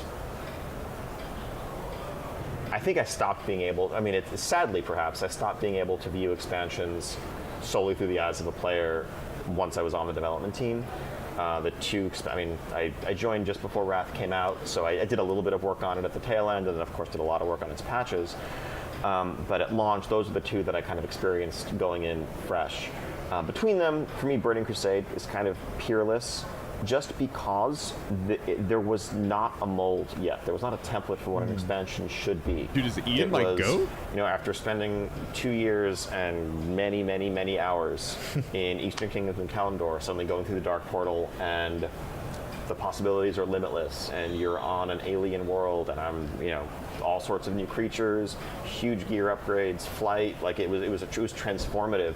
Whereas every expansion afterwards, I think there have been certain expectations. Like, okay, I'm going to get 10 levels, there's going to be X new dungeon. Dude, nothing compares to, like, back then when you were just a vanilla WoW player, and then you go through that Dark Portal for the first time, and you're just...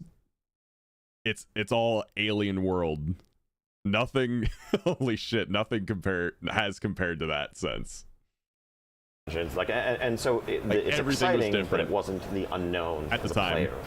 And that's something as a developer, I still long for ways of recapturing little pieces of that and putting them in a bottle, like the unknown and the sense of surprise and discovery, and feeling like you're playing something that has not been thoroughly data mined and pre-explored and guides written and optimized, and that you just get to experience it organically. Easier said than done, but that's a thing I chase. Pivoting as a game director, as a developer, I think the perfect expansion is a well-rounded one where all of the pieces are synergistic. That is to say, they feel like they belong and serve the theme of the expansion, the story. I would say, it's quite an unpopular opinion among players, the expansion that's probably done that best is Legion, out of the ones thus far. I think we aspire to exceed that in the years to come. But both obviously hard to beat, the thematic nature of the expansion, Illidan, the Burning Legion is an iconic threat, but then also the systems of the expansion, the artifact weapons that were the things we needed to wield to have a chance against the armies of Sargeras. The class order halls representing, a move away from Horde and Alliance's faction, and instead the classes banding together to stand against the Legion, because only united could we have a chance. Like all of those things kind of going down the list, everything felt like it belonged. And that's something that I'd love to emulate and exceed. I totally agree. I think I always think that when I think back to Legion is just how consistent it was in its kind of theming and stuff like that. You mentioned kind of that sense of unknown and discovery that you had in TBC. I feel that's something you've definitely kind of managed to get back in Dragonflight. You had stuff like the third Evoker spec just dropping and surprises like that. So whereas if we'd had this interview 3 or 4 years ago, we might be trying to trick you into give stuff away, but now it's just kind of enjoying those things as they happen. So last question. No, I'm not going to ask that question because that would go against exactly what I just said. Do you want to finish up? I feel like we now have a bit of an expectation for more things. We've had Thunderstorm. We expect to be surprised, right? We've had Remix. Can we expect to be surprised in 2025? Well, not anymore. if you're expecting it, then it's not a surprise. Come on. Oh, you got me. I tell you happy birthday. In all seriousness, though, I think probably no secret that Remix in some form is likely to return. But I think, we haven't just said, okay, we've done Thunderstorm, we've done Remix, we're done, let's keep recycling those. We want to keep exploring new experiments, new ways to experience World of Warcraft alongside the main game, and that may potentially inspire additions to the main game down the line. And so, that probably won't be spelled out with crystal clarity in our roadmap, but there may be some question marks in the roadmap and mysteries to be explored. Thank you so much. Thank you for a great generated Please hype. pass on my love to whoever made the Dawnbreaker dungeon, because it's the best dungeon ever made, and I can't wait to pug that. It's going to be fantastic. Everyone's super excited about getting into this expansion, and awesome. It feels in good hands. It really does. Thank you so much. Thank you so much. No, it's a pleasure talking. Okay.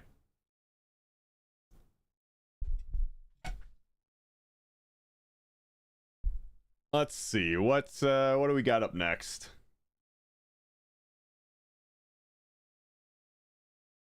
Are there any interviews I've missed?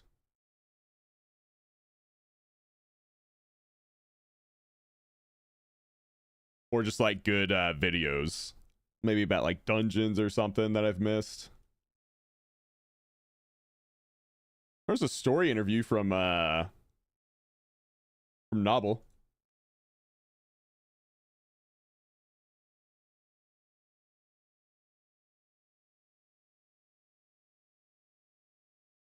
I might actually watch that one. Or we could check a quick... Actually, I know what we're going to watch. We'll do a quick one. There's a quick video, and then we'll watch that one. Hey everyone, my name is Nick. So this is the content timeline for the War Within release. Because I know everyone always asks questions like, when is, this thing happening? Or is this thing available yet? Well, hopefully this will answer that for you. And today I'll be breaking down the timeline for the first few weeks of the War Within release. There's a lot to cover, from what's available during early access to when the season starts, so let's dive into what you can expect and when. If you purchased the Epic Edition, you're getting early access starting on August 22nd. Here's what you can do right away. You can start leveling up your characters to 80.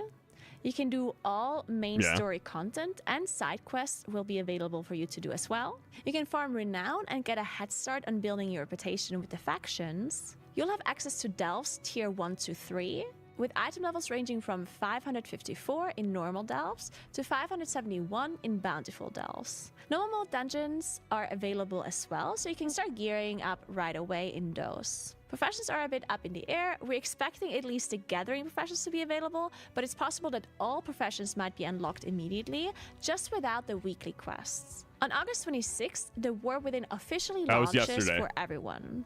A couple of key things happen here. The Dragonflight Season 4 PvE rewards retire, so make sure to get your rewards before this date if you're missing something. Heroic Dungeons will become available now, and on September 10th, which is 2 weeks after the official release, the pre-season starts.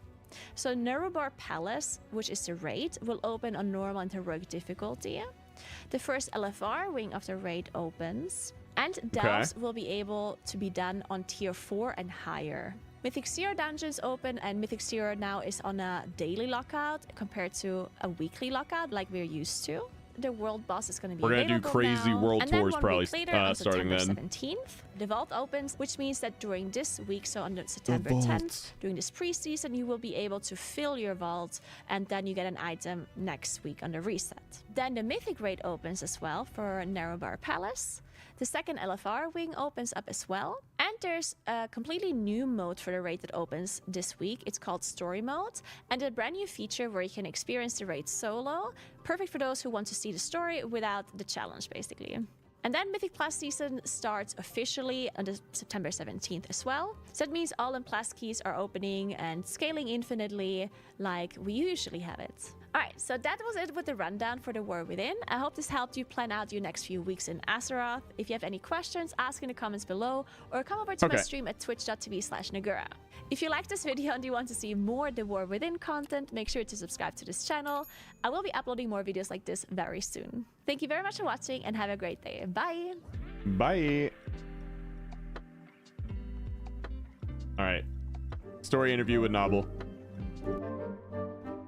Hello everyone. Blizzard was kind enough to invite me over to Gamescom. Oh, dude, I want to do this. Germany, I was able to check out their booth, which had a sick... Let me pause it real quick. I really hope if they do a BlizzCon next year, I really hope this is at BlizzCon.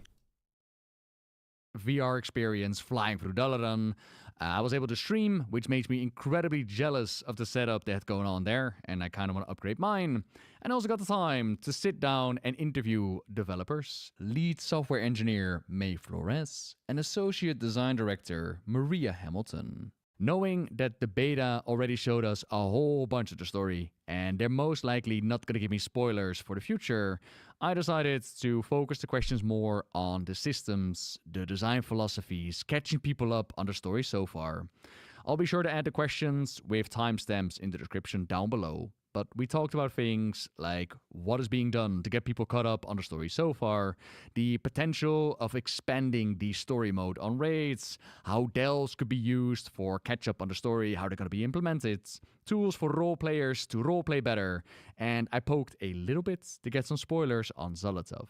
You can see the interview for yourself. The answers to the questions are there. But for me, like something that I want to pass on that might not come across in the interview is that I left that room more hyped than when I entered it. I felt like I talked to developers who give a damn, right? Like who care about the story that they're putting out, who care about the world building and the plans that they have. And regardless of the reception, these are people that care and want to give us some cool stuff, and hopefully that passes on through the interview as well. Hi, NSG. For those that have been asking, I will 100% cover the story of The War Within, as I've done in the past. It's going to take some time, though, to record and get everything scripted and edited.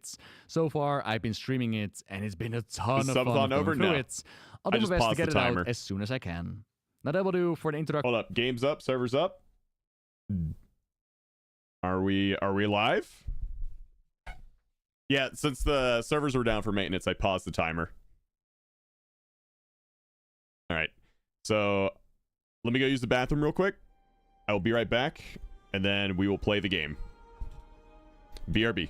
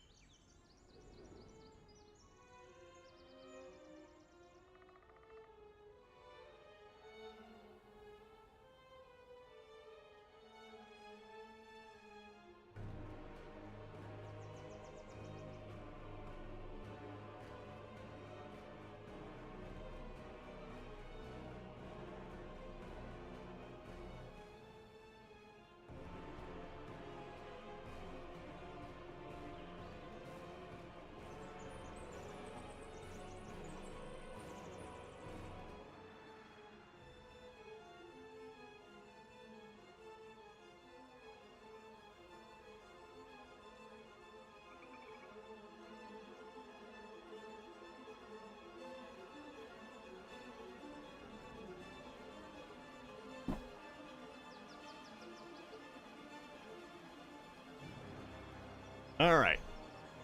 We're back. AFK streamer, listen. I had to pee, okay? Is that okay?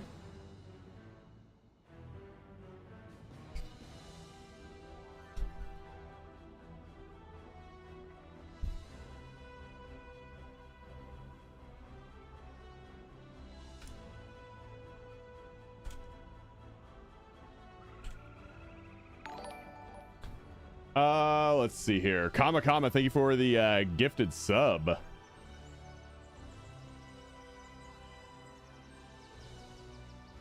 I appreciate it.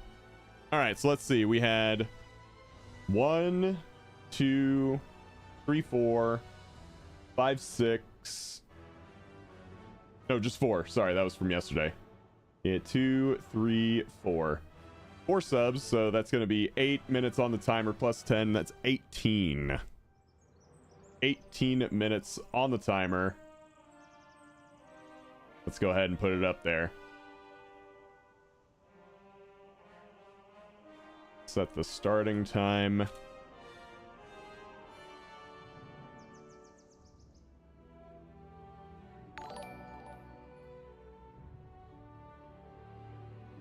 $22.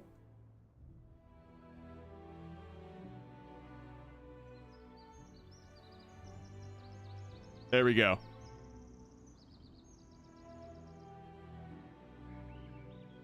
Deathrack, thank you for the 2 gifted subs. I appreciate it. 5 more for Doomhammer? Yep. 5 more and we hit 1,000. Nux, thank you for the 2 gifted. We'll start off with the warrior. Ellie's getting on her druid. So close to 1K. We're doing epic edition giveaways every 100 after 1,000. I can't see anything. That shirt has me blinded. I only agreed to wear this for 3 days, but I decided, you know what? I'm just gonna keep wearing it the entire time the subathon's going. Also, we got a hype train, so it's time. Oh my god, we have 1,000. We cleared it. The gold text got cut off because it's so high now.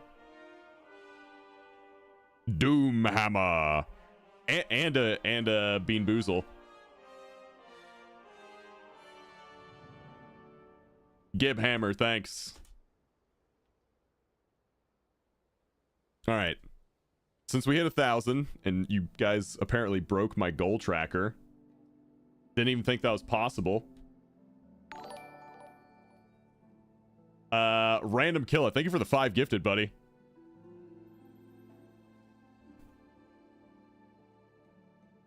Do you just stand the shirt up in the corner when you go to bed? No. Dude, we have 40 minutes on the timer already. Holy shit. Remember, guys, if we complete a level 5 hype train, we do a 250,000 gold giveaway.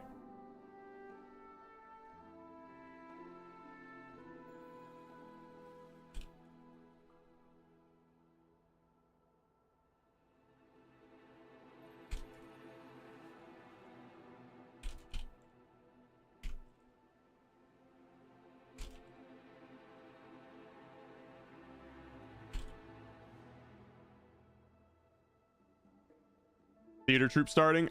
I'll get to that in a bit. Wait, did it say I had a mining thing to unlock? Oh.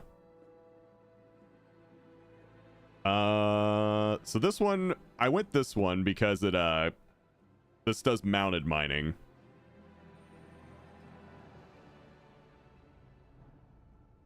Which one did I want to go next?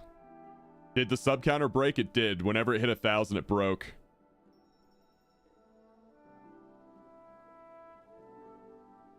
Did you get your treatise made last night? I have no idea what that is.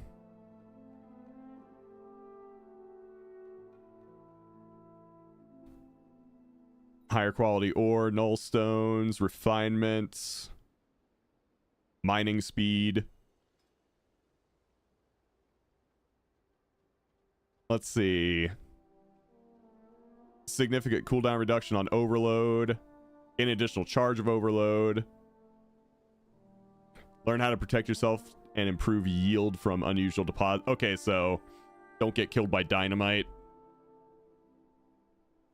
Gives 1 point per... Gives 1 knowledge point weekly. Oh, so I have like all week to do it?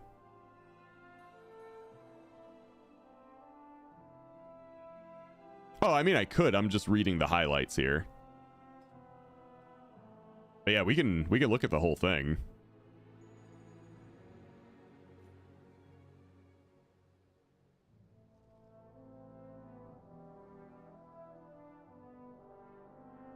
Yeah, but now you're -1 knowledge point. I'm not too upset about that.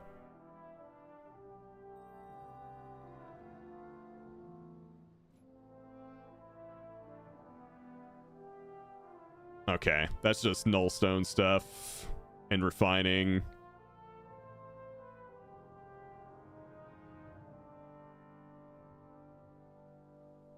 Let's see.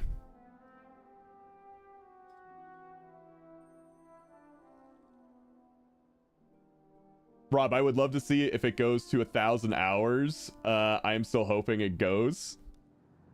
I mean, like I said, guys, as long as there's time on that clock, the subathon is going to keep going. But let me take a moment, actually, chat, to see if I can fix the overlay. I've never had this issue before where I had to do this. Because, you know, when do you think that number is going to hit 1,000? You never think that, right?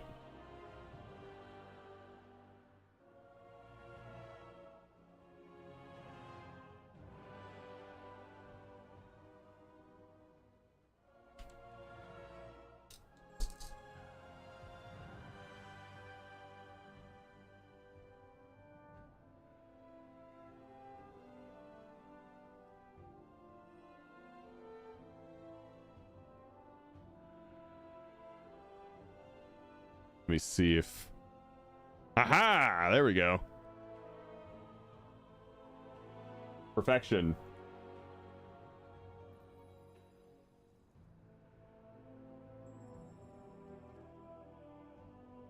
There we go. We're literally at 1,005.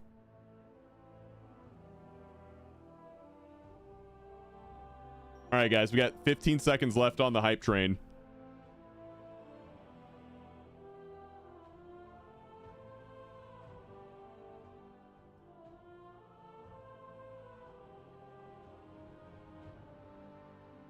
Did you eat the beans yet? No, I haven't eaten the 1,000 sub bean yet. All right, there goes the hype train, guys. Appreciate the support this early in the stream today.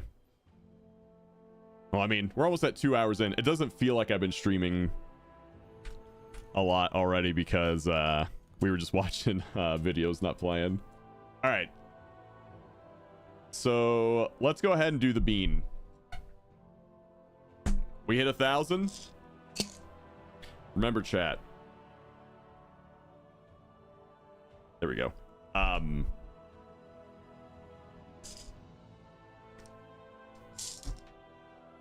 There are no more blue ones. There are no more safe ones.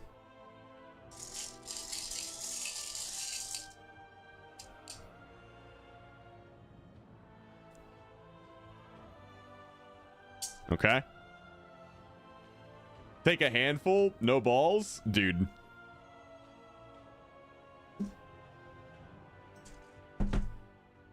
If you had some of these, I want you guys to try these at some point. Just to know literally how bad they are. Like, you know how I always say that, like, I don't like beans? I would eat an entire bowl of beans before I would have one of these.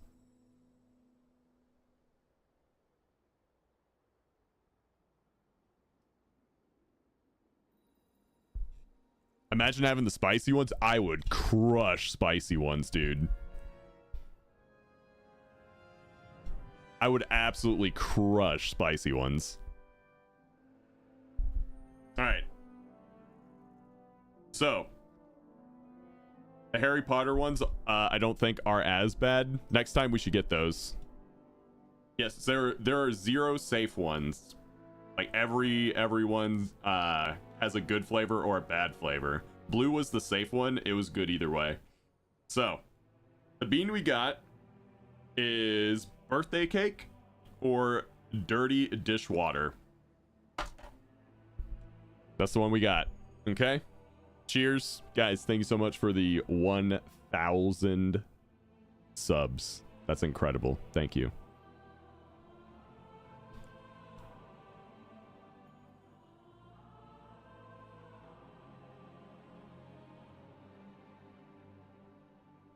It's a safe one.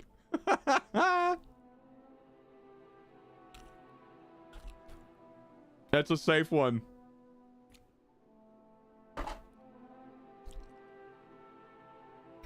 Oh, that tastes so good too. Oh, it tastes so good.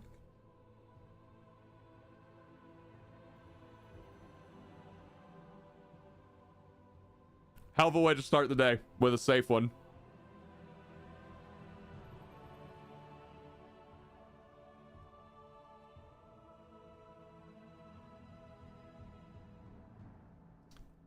All right, so we did the bean.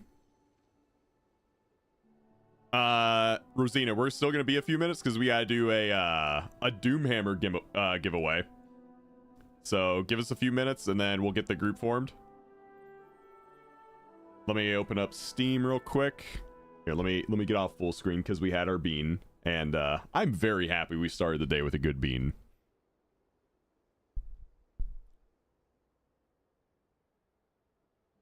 I never got to play that Tavern Keeper sim. I need to do that. Congrats on 1,000. Thank you. Thank you so much. This is this is incredible. All right. Let's see. Let's go to Winter Wonderland, chat. So, let me explain the rules here. This is for the Doomhammer. This is going to be US shipping only. Here, let me bring up the spreadsheet. US shipping only.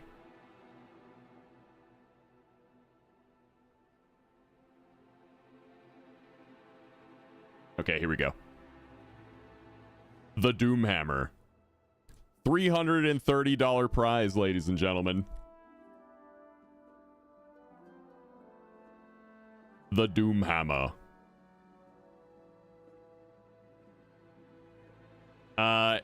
Let's see. It weighs about 20 pounds.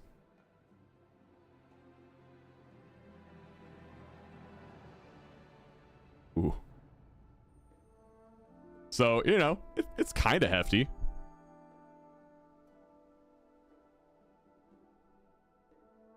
I really want one of these, actually. If I win, can you keep it for yourself? No, I wanted to send it to one of you guys. I want to send it to one of you guys. So, if you'd like to win this, and you're in the US, because I imagine shipping a $330, like, hefty package internationally is going to be insane. Go ahead and type !play in the chat. You got 3 minutes to enter. Go, go, go, go, go.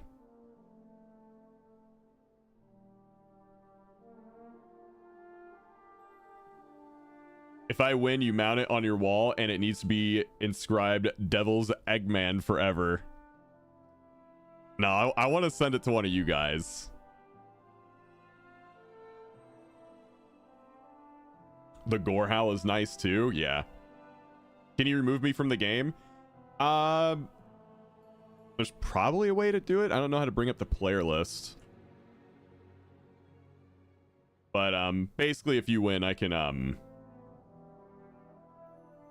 just give it to the second place person.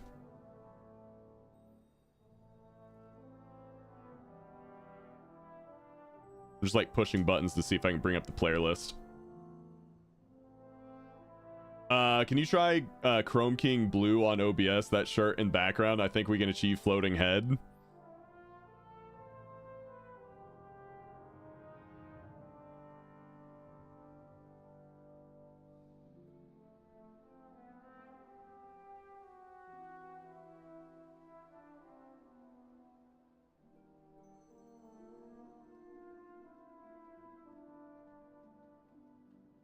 Who's gonna win?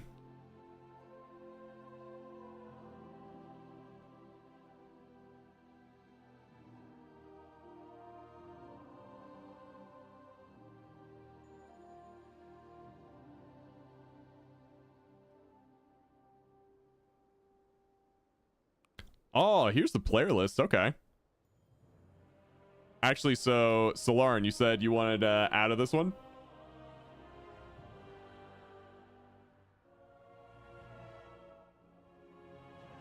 I'm figuring out marbles as we go.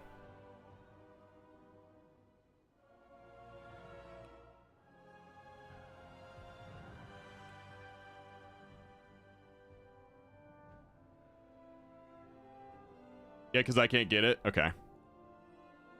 Solarin was kicked. I mean it with all the love, though. Oh, let them play regardless. It's a game. Oh, I mean, I would have been fine with it. It's what they wanted.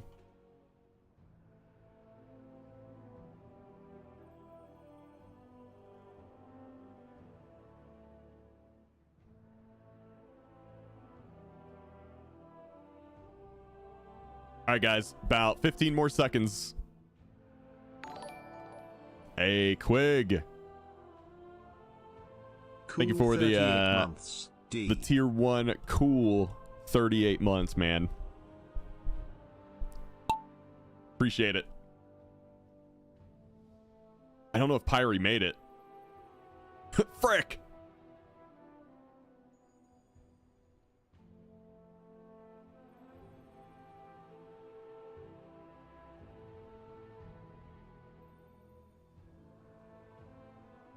Yeah.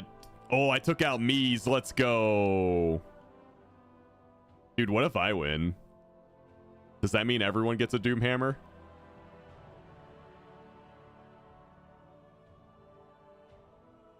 Is this for gold? No, this is for a Doomhammer.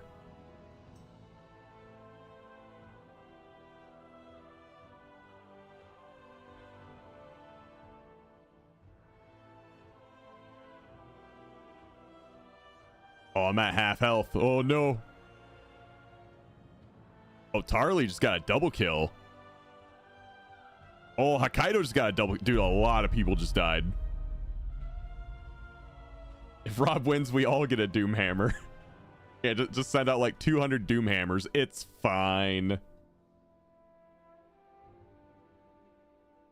Oh, man, I have 1 HP. I'm probably not winning this one. Top 10 situation. It's a top 10 situation. Ah, Doodles killed me. I've been murdered. Laser. Laser. Somebody has the laser.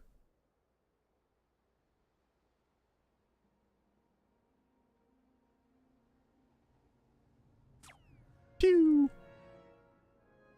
I love the sound of the laser. It's like pew. Pew. Oh, dude, Swiftar killed another. And another. Oh my god, he's just on a murder spree. Oh, Swiftar took a big hit, but he's still in it. Oh, they're both 1 hit away. This is it. Healing ring. Healing ring. Okay, they both went through the healing ring. They might have enough HP. It's Hokkaido or Swiftar. We have and it's Hokkaido with the win. Hokkaido, congratulations on winning the Doomhammer.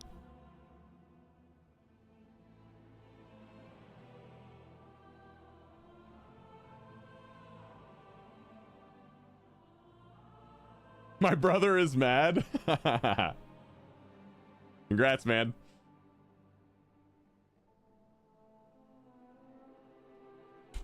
$3196. All right. Congrats, man. Okay, chat. So basically what happens now is was that all random? Yeah. Basically the marbles just kind of do their own thing. Like you can select who to target, but like no one controls the marbles, not really. So it's basically all a dice roll. Haircut time? No, Ellie's got to schedule that one with her stylist.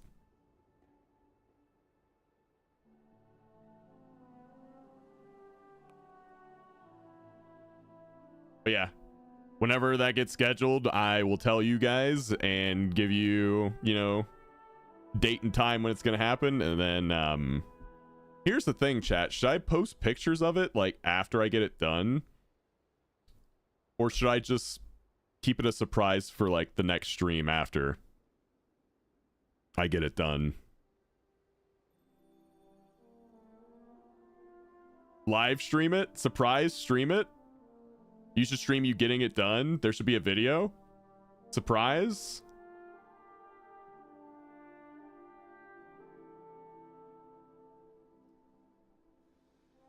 Yeah, that's why I was saying I don't know if I'll be able to stream it because we're literally going to someone's home to do it. So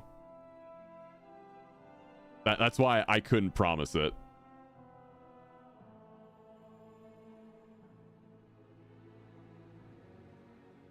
Because I'm sure they probably don't want, you know, someone filming inside of their house.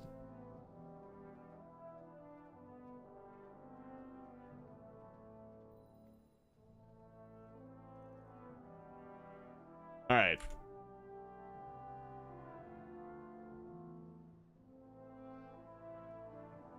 I don't know if you'll be able to take your hair blonde in one appointment without destroying it. I mean, that's what I did back in the day.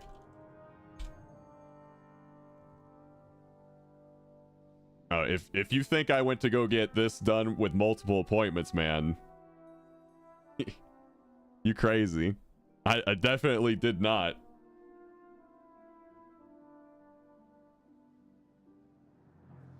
Yeah, everyone says that I should do Arthas cosplay. I mean, I basically look the same.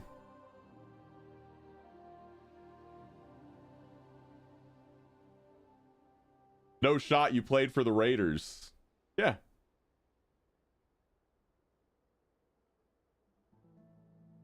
You know what's funny? You say that, Tabber. I'm stronger than this person here. Yep, that's right, Hokkaido. And I worked out a lot more here. Let me tell you.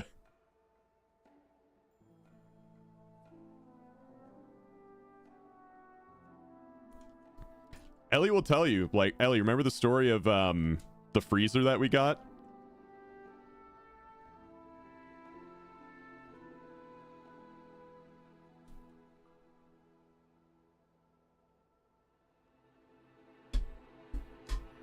Yep, Lane, everyone always says that.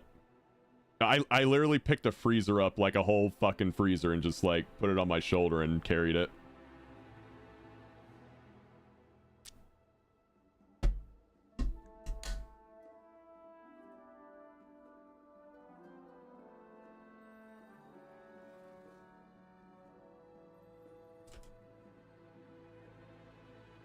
All right, so we got all the giveaways done. I do want to mention that every 100 subs from here on out, we'll give away an epic edition. Yeah, Grimbach, you just missed it, man. We'll give away an epic edition every 100 subs. So if you want to upgrade your pre-order to epic, that's basically what we're doing now. What else? Oh yeah, we're still doing gold giveaways for every completed level 5 hype train. So every completed level 5 is a 250k gold giveaway. That's not going anywhere. And yeah, still doing beans. Yep, every 25 subs we're doing a bean boozle. And yeah, we'll just keep going until that timer hits 0. Do I need to buy more beans? Nah, dude. We have plenty. We have plenty, dude. Look at that. Plenty of nastiness.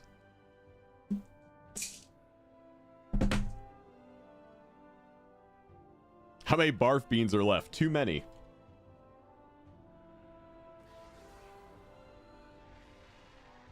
Too damn many.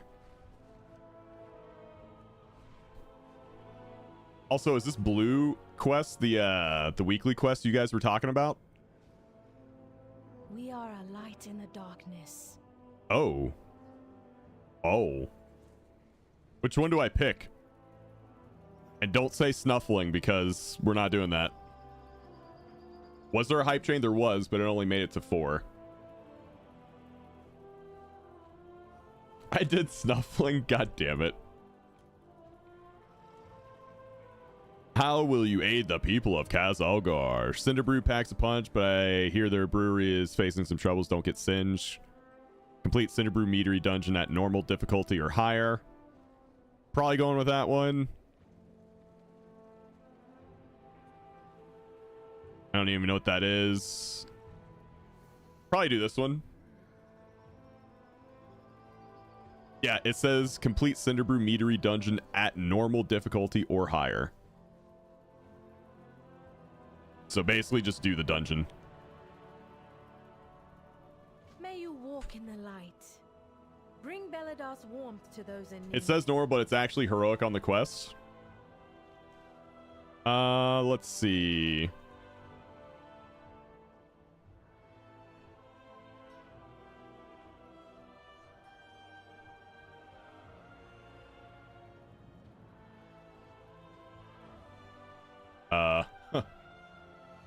Okay. It says normal on the quest. Normal difficulty, normal difficulty. Yeah, I'm still just seeing normal.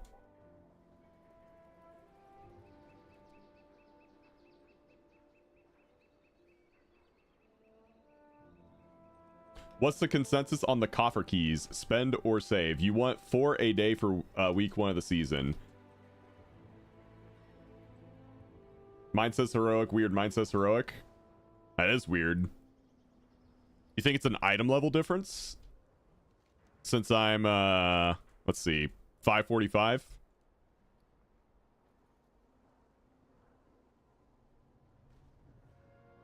But, let's see. I'm bag 553.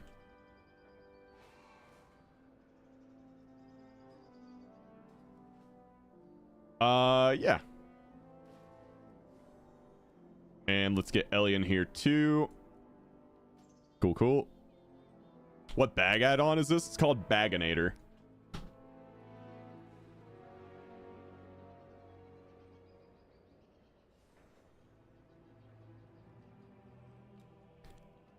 All right.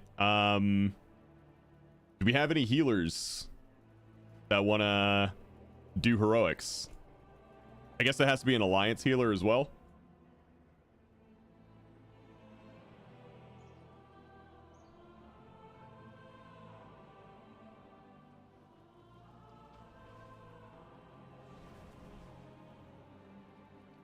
Luxos has a video on YouTube for additional configuration you can apply to it. Yeah, I'm using Luxos's profile for Baginator.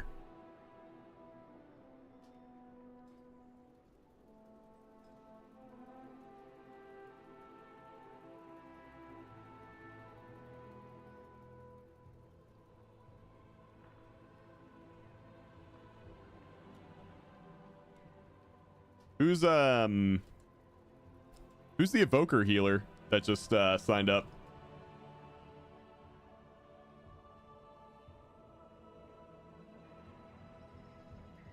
Okay, just making sure. Hashtag cool. Radiant Cash and Hallowfall. Okay. All right, so we're just gonna queue for some heroics, see how it goes. I imagine we can't pull like crazy, but let's see how it all goes down. Give me some good gear. We can? Oh, fuck it. Go for it.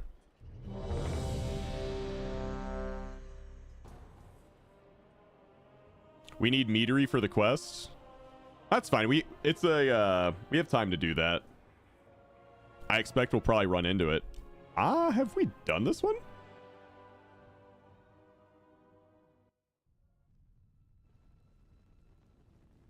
We haven't done this one. We've done Arakara, but we haven't done City of Threads.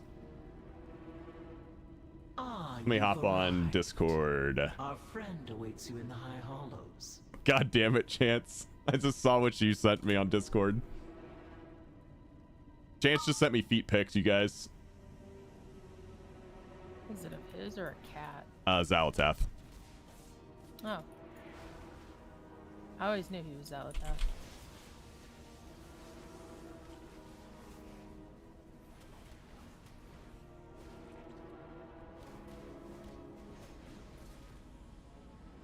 F, this one is shit? Nah. Queen offers a most wondrous gift. We will become greater than we are. Oh, yes. I'm glad the dialogue's working again.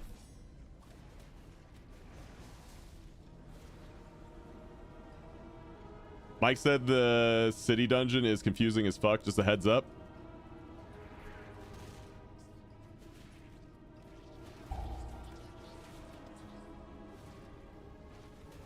Guess we're just gonna have to figure it out as we go.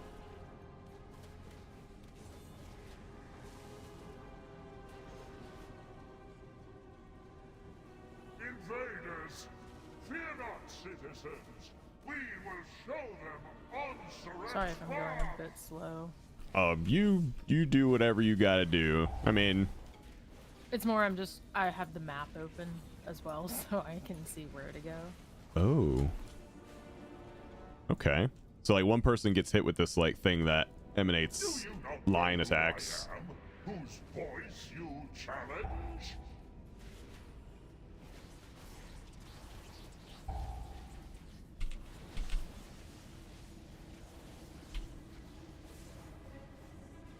Yeah, everything still dies like really fast.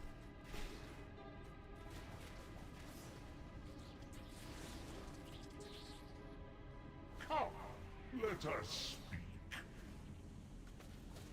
Bow before me. Okay. Normally you'd stand out of that, but it's like... I think you want to not stand going away. in it, maybe? Yeah. And I assume this person will start moving around a bit.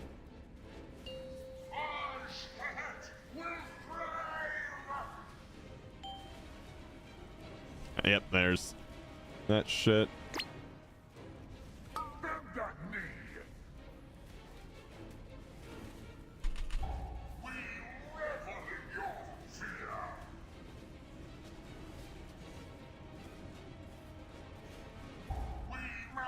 Cool. Beautiful voice.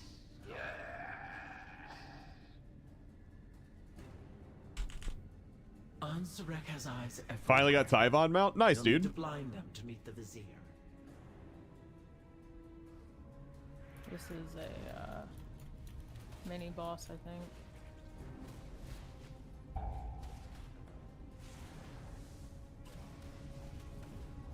Enough.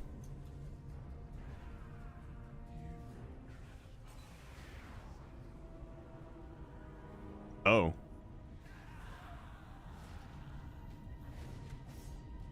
I had a thing on my bar and I just clicked it. Heroic's I don't know easy what it was. confirmed.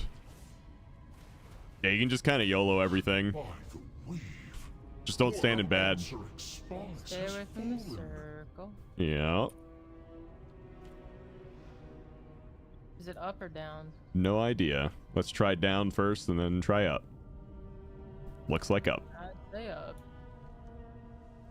Follow the what? It said follow the purpley guys. Oh, it's like this and that. Ah. Oh, way over here? Why are we going way over here? Oh, okay. We gotta reveal them or something. Maybe. Yo, get fucked.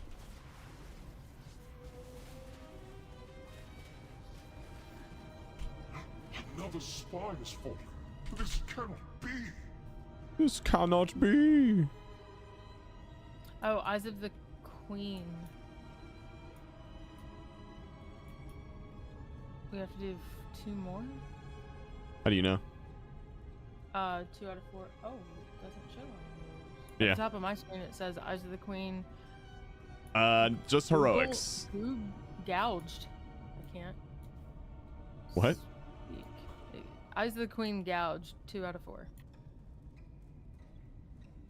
All right, we got more purpley guys. Yep. We'll know where these are. There's like a purple glow coming from this one. Yeah.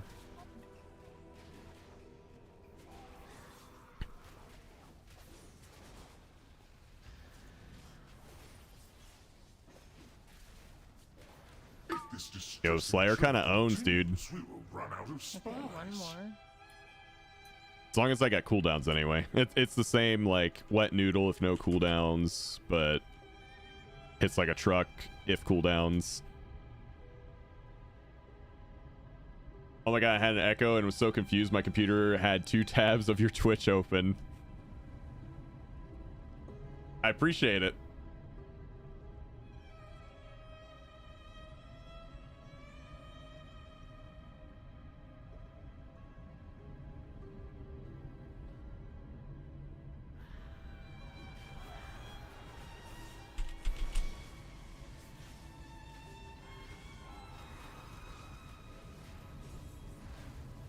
Much better.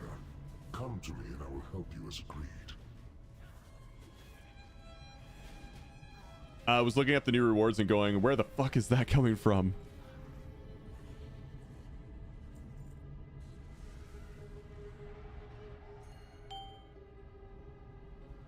Oh.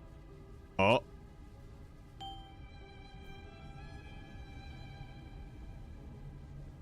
How do you all keep getting hit? They're going into the circle. Apparently it like webs them and sends them back. So we probably want to wait for them to come back. Did Mythic Zeros come out? No, these are heroics. The Transformatory was once the home of our sacred... These are just heroic dungeons. Iso has made a mockery of our traditions. At the Queen's tisk, tisk, tisk. Dear Nizrek, a traitor. Our Queen will be so disappointed. First, your little pets will It's die. Nyx and Then Vix. We'll make you speak. I'll take it from here. Oh, line attack. Waiting for my CDs to come up to blast. And let's go. Twilight approaches. And the frost bites. You seem to share help. So cold.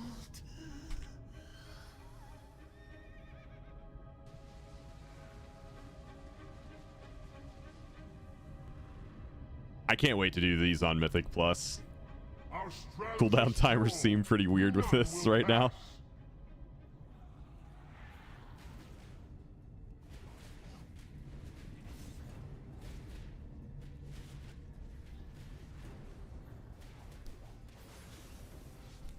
Honestly, so far, this dungeon, other than the walking around all over the place, I kind of like, because there doesn't seem to be too much area denial.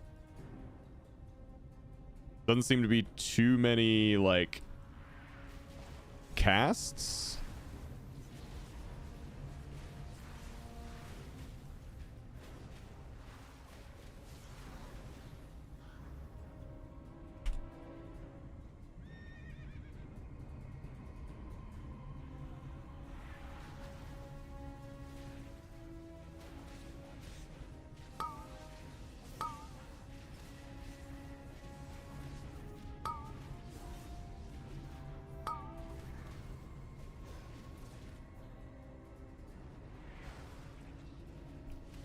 So, yeah, I'm kind of a fan right now.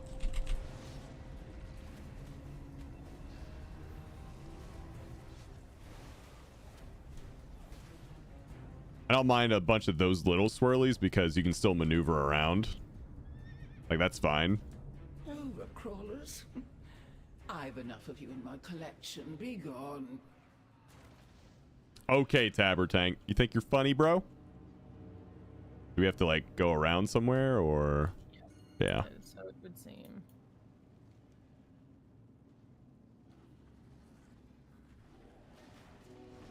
Can you pop these? Okay, no, you can't.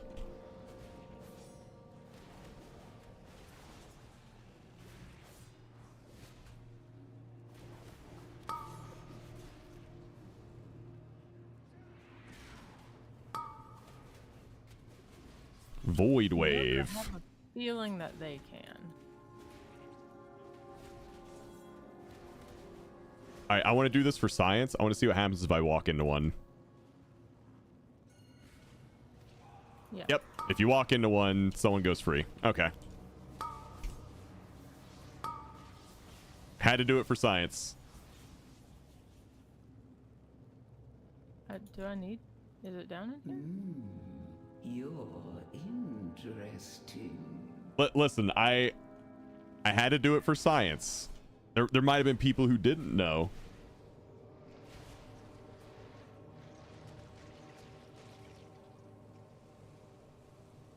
Tim's right. I do like to try things out on my own. It's more fun that way. I know.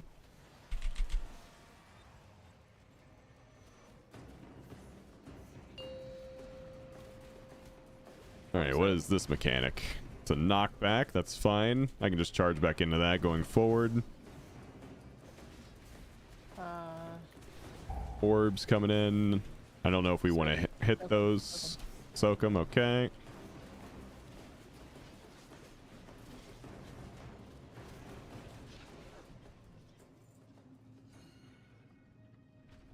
The pursuit of perfection can be messy, but worthwhile in the end.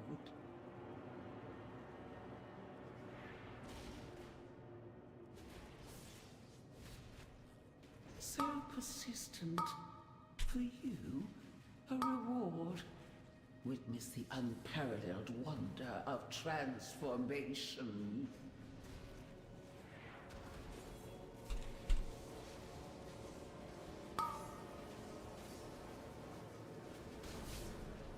Oh, I'm rooted.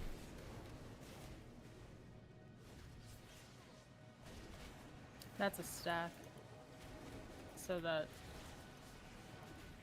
we can kill it all. Probably run out of that. See, these are the things I don't like, where I just have to do nothing.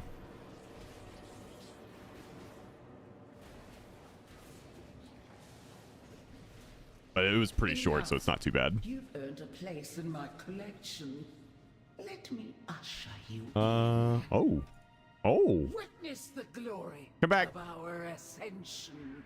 Consider the variables. What do the orbs do? How will you adapt? Knock you. Okay. Oh, they move around. Okay. You beneath Yep, run out of that. It's actually interesting. Oh, I charged back in again. Apparently I ran into an orb.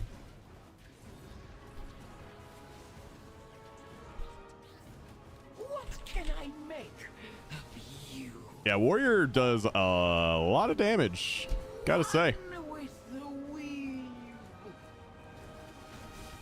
I'm rooted. Thank you. So basically, what the two right before her did, plus the... Hell yeah. Yeah.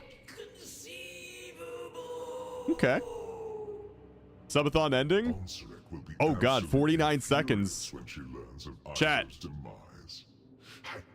There's 40 seconds left on the subathon.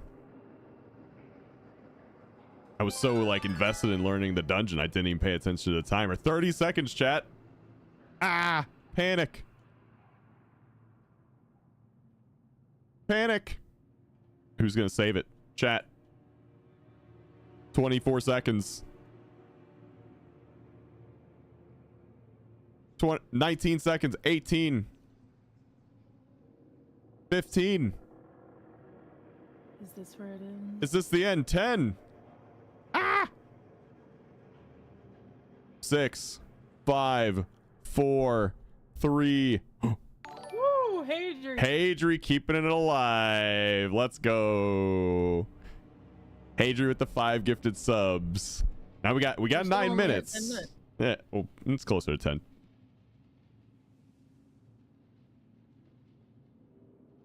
We got a little bit of breathing room, chat, but we got to bump that timer up if we want to keep going.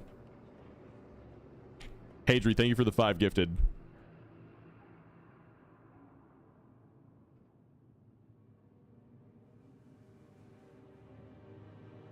Nine minutes left, you guys. 9 minutes. Let's queue up for another one. I'd give them an extra 30 seconds for pulling that out of their hat.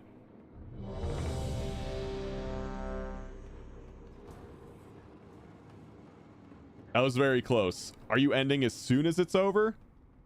So what I planned on doing today was basically bare minimum 4 hours. Regardless. But if the timer keeps going, I'll keep going.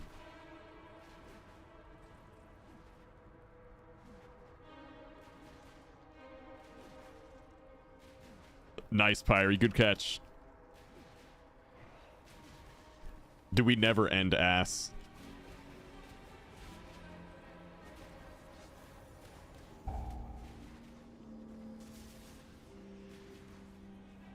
My ass can't be ended.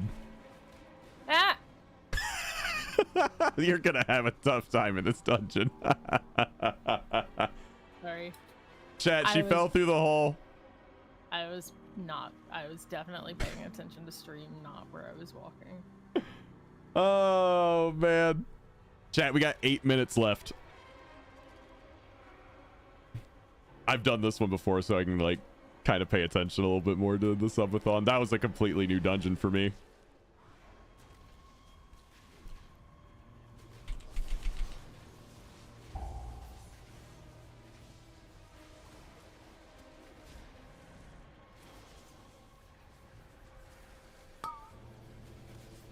Dude, aggro feels horrible right now.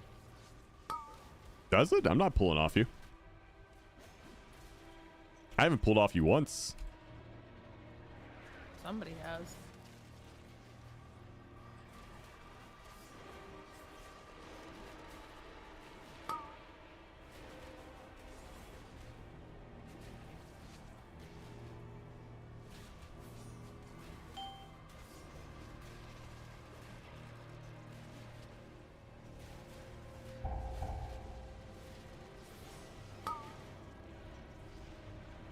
Shockwave. Oh, Shockwave doesn't stop that green circle. Today I learned.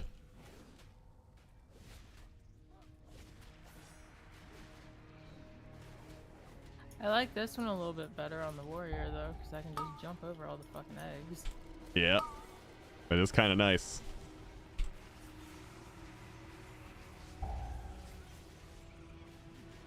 So far, first impression, Fury Warrior damage, I'm loving it. Feels good, feels powerful.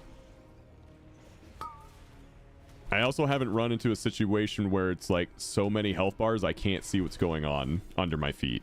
So that's good too.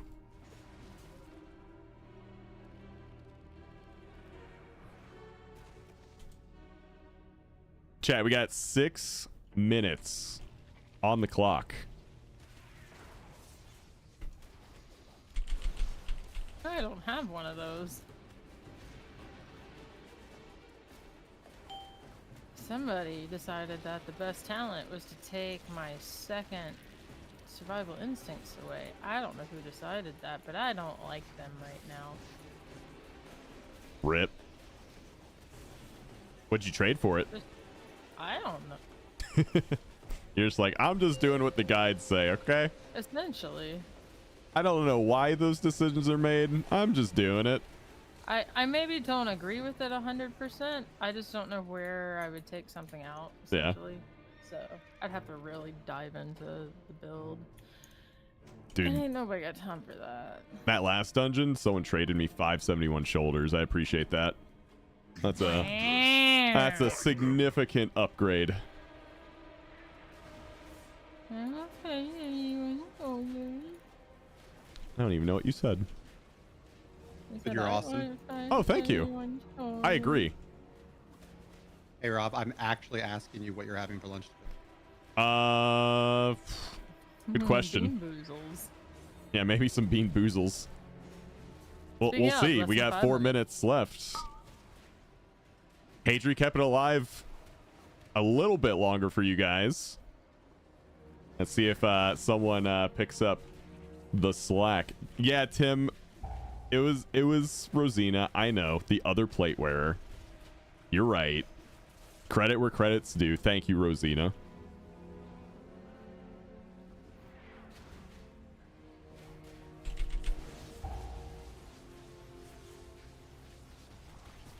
So these guys have a aura, Bulwark of the Weak, granting nearby allies 50% damage reduction. The big boys do That's that. why I didn't pull them into these.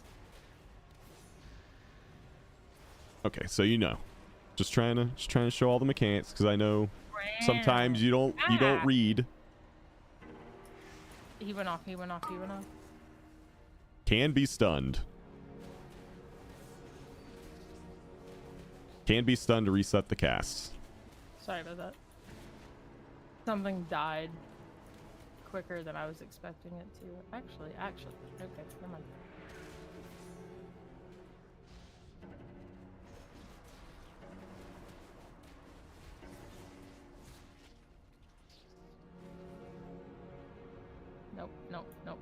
Nope. We skeep. Can we skeep? We skeep. He sets off that one. Ooh, nice. I've played this game for a couple years. Chat, we've got 2 minutes on the clock. 2 minutes, guys. Craziness that can happen, but I know what I'm looking for. Who's gonna keep it alive for us? Or is it going to die here? Is it going to die?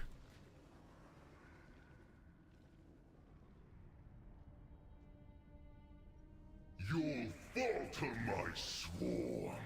And we blast.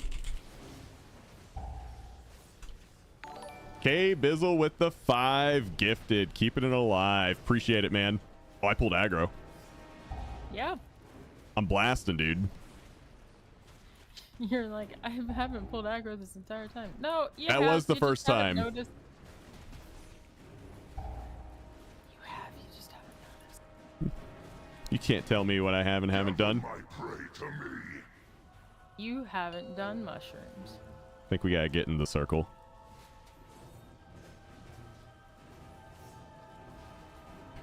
Yeah. Cool. I love that mechanic. Usually- Hey, look, I got 571 shoulders. Yeet! Kuru keeping the clock alive. Appreciate it, buddy. Or K Bizzle. I said Kuru. K. It's a K. I'm tired. You know I'm not getting sleep. 12-hour days since like Thursday. Give me a break. No. No. No, we hate you. Make me ice clown. Queen Neferis refused to When did the reclaim subathon that start? glory, Thursday. but no more. When early access started. Ansurek and the Black Blood. I've been streaming 12-hour days every single day since. Yep.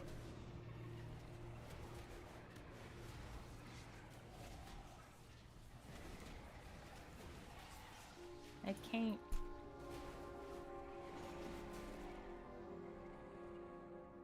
How are you even still talking? Built different.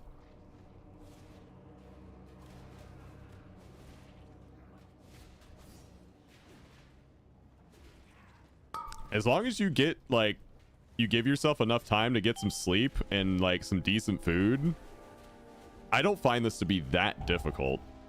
It's the decent food I feel like we haven't been getting as well. Well, I've been eating, like, every time I take a break, I go eat fruit. Like, I'm getting grapes left and right. Like, we're almost out of grapes. I get banana every day. We're out of bananas, by the way. Yeah, I left that last one for you. I wanted it, but I saw we had one left, so I didn't take it. You're welcome. But you've been eating all the grapes, so. Yeah. Fuck you, Rob. Yeah. How dare.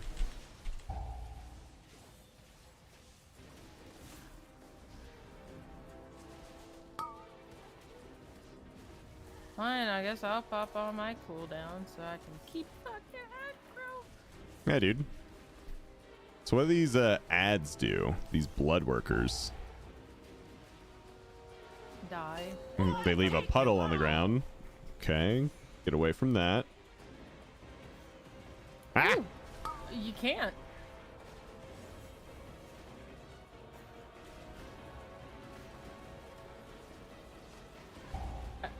I don't think you're supposed to get away from that, because... No, I don't. Nope. You know what? I know what we do. You get into a puddle. I bet that stops you from getting yoinked. Yeah, that's probably why they're there. Yep. Good call. I've seen mechanics before. My blood weeps. Ooh, mine has a socket. Me. Me. Yeah, Shutting down. That's already my favorite line of the dungeons. Shutting down. I haven't heard that. That's in Stone Vault, I think. The one where there's Edna. It's from Edna. Big robot Edna. Oh wow, we're losing. We're losing Mike and Rosina. Apparently Rosina's lagging. Dude, look at that. I'm blasting. Slayer Strike just doing 10% of my overall. It's not even a button. It's just like it's just a proc.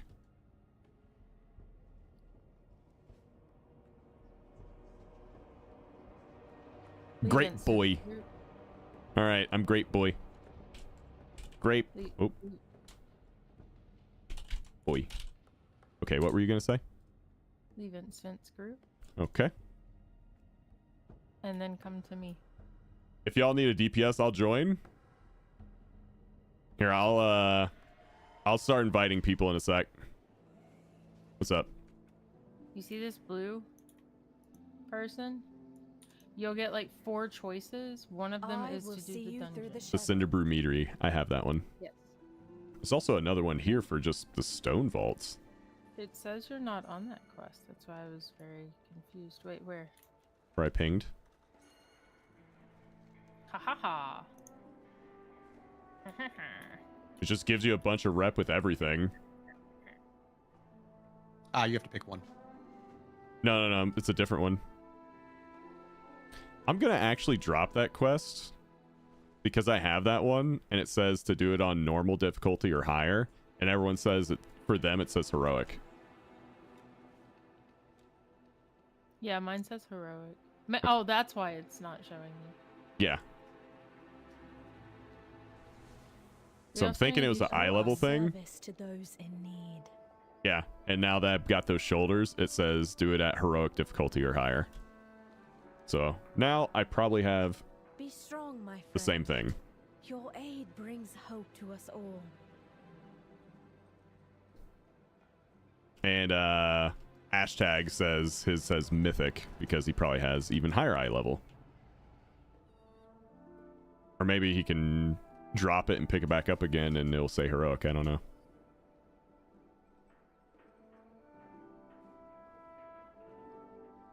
It's probably eye level related would be my guess. Like those of you who've just been like turbo grinding eye level probably have like a higher quest thing. Which is why you went with, you know, like one of the other world event ones, which makes sense. Yeah. Maybe we shouldn't do that quest. Get item level throughout the week and then pick it back We up. cannot hide from evil. Because I wonder if it like affects the reward. It'll be mythic, and we won't be able to do. Right, but we do one of the like the world quest ones instead. Because that we can do.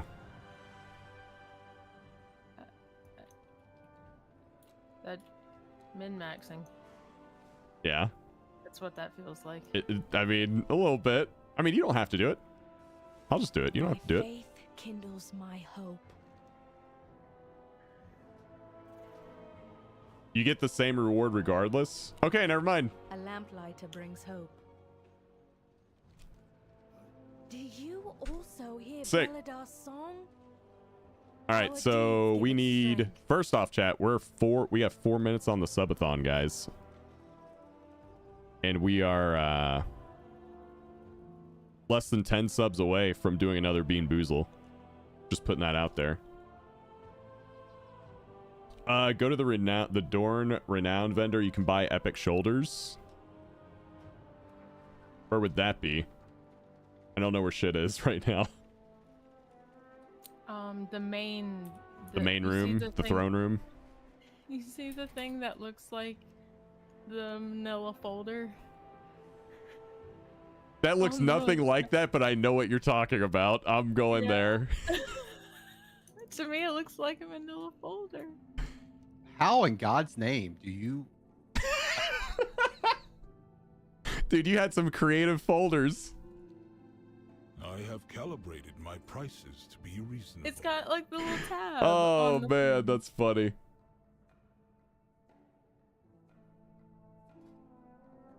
Oh, this is resonating crystals though.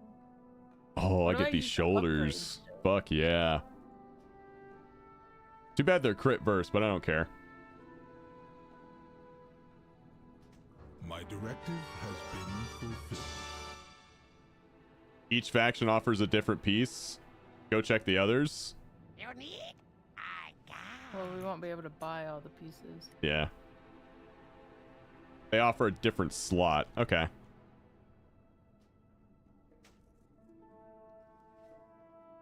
Chat, we're at the 2-minute mark. We got 2 minutes left on the subathon. Just 2. I'm 560. Hell yeah. I am 559. You're still wearing 4-piece, aren't you? Yeah, I'm gonna start getting rid of it because they're disabling set bonuses. When? Nice, nice. You actually got me. But no, like actually when?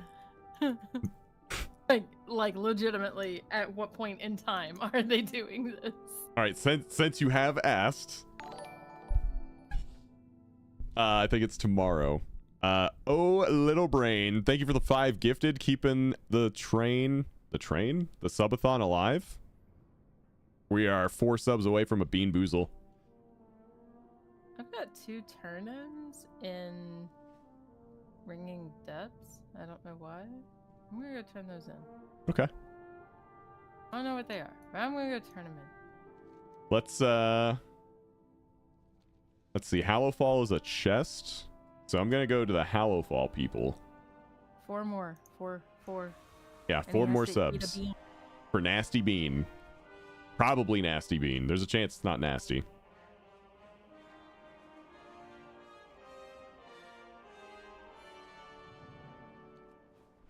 Is there a like a portal or a quick way to Hallowfall, or you just fly there?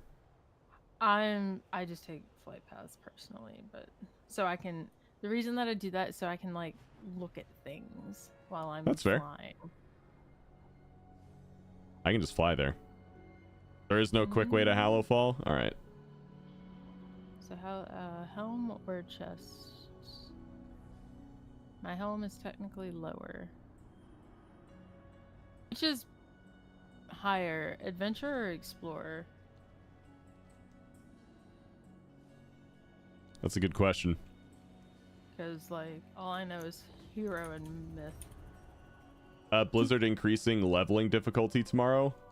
Good thing I already have 4 tunes at max. Oh, wait, are they? Let's see. Tyrus just linked a Wowhead article. Let's see. As players jumped into the War Within and begun leveling up, we've seen data and heard a great deal of feedback that players coming into Khazalgar with endgame Dragonflight gear were extremely powerful relative to that initial content.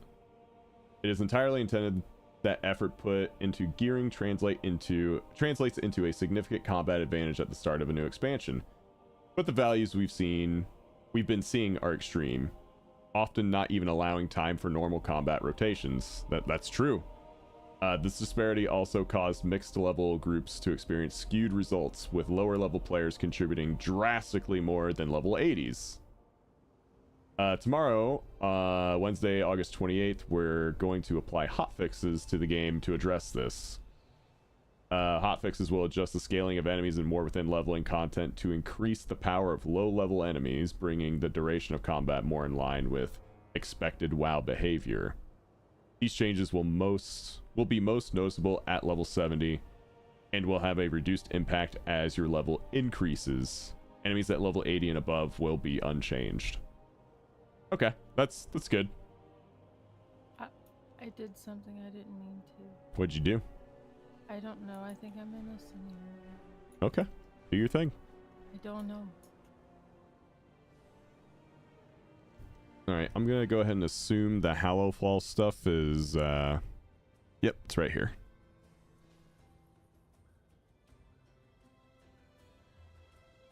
Yeah, that's what I was doing to level characters. Like, just taking advantage of that. There's no reason not to. Oh. Renowned person's in, like, the middle of the, town. We must prepare for I accidentally Belladon to clicked shift. on somebody. The darkness comes. And start We because I didn't are know what it was prepared. and I started something. Sacred flame It was guide your way, awakening the friend. machine. Oh. Always be prepared That was one of the choices for that, weekly quest. for the Empire. Oh. Oops. Always be I'm sorry. prepared I don't know what it is. for the Empire. And now I'm The defending darkness somebody. comes. You're just We doing are stuff. prepared for the Empire. Always be prepared. I search each day for a winning strategy. Alright, you said this. Yeah. Dude, it's starting to come together, man.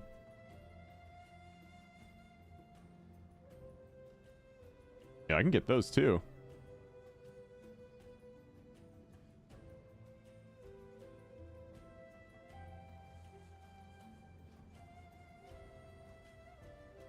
Oh, I'm just a few off for that. Let me see if I can warband those resonance crystals.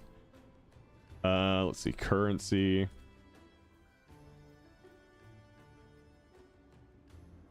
I have 150 on my paladin. Okay, so can't really do that. Not enough to matter anyway. Yeah, Mike, How we low are you? just saw that. That's definitely not unexpected, right?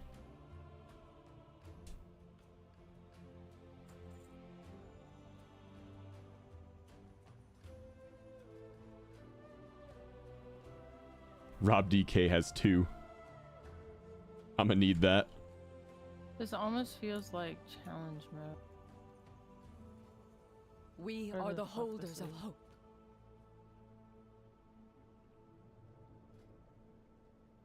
For the Empire. Dude, I can't wait to get that full set. I almost have it too. I need boots, belt, and helmet. And I have this full set.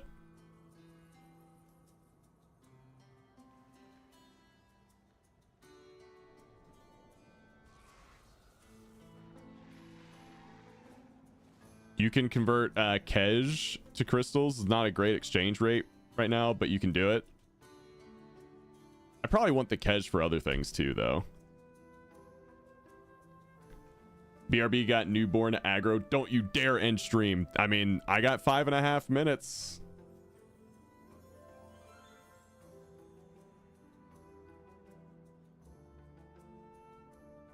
I don't know, man.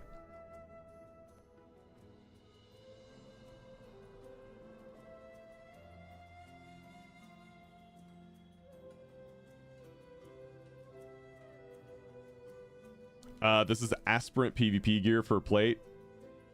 Yeah, I saw that. It looks okay. It's a lot of yellow on yellow.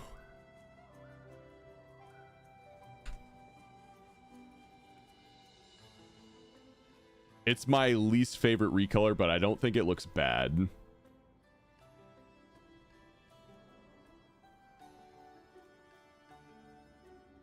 Nice for light forged. Yeah, I can see that. All right. So you're still doing that thing, right? Yeah, sorry.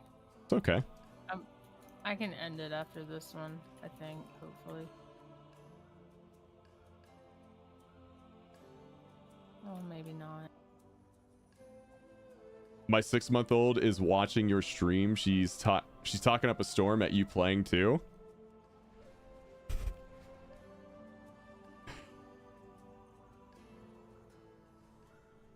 She likes the content.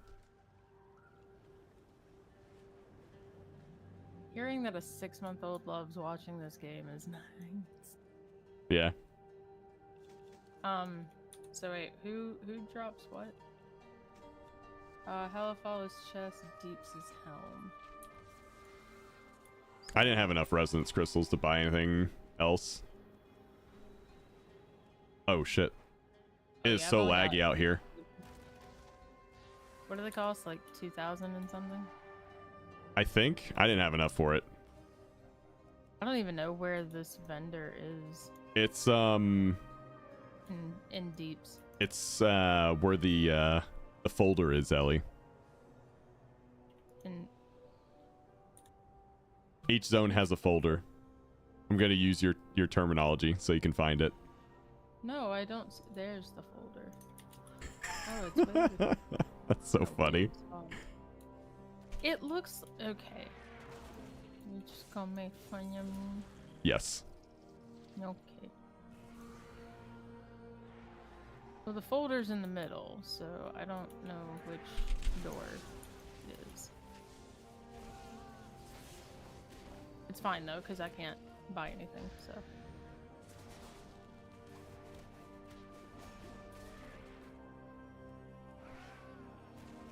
Can't get me.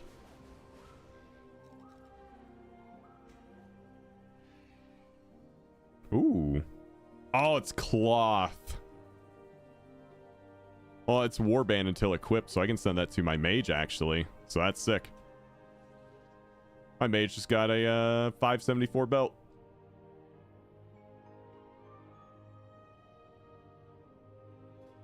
Where's the warband bank? This one. There we go. It's a 2-hour cooldown, though. That kind of sucks. It's what it's, though. There you are. Oh, I need renown 8 with them anyway. But it's 26. I'd need 1,000.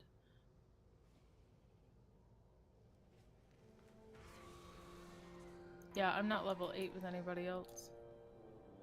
I don't play a plate class yet, but when I do, they're gonna be geared. Yep. What bags are you using? If you're talking about the add-on, it's called Baginator. Chat, we have 1 minute left on the subathon. Just 1 minute.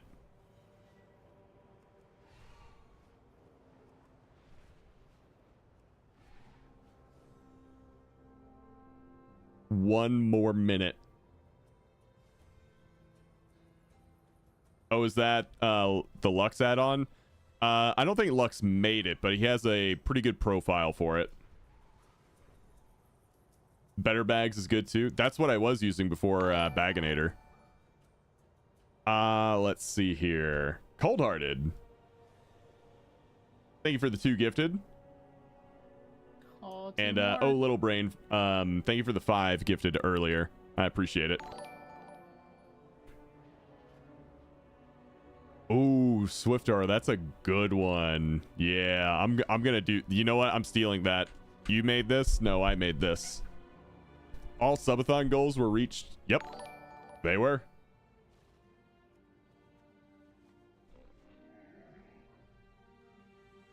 Sir Norik, hey guys, been watching the stream for a while, not getting any credit towards the mount drop. Anyone else having this issue? You should be. Did you already earn it?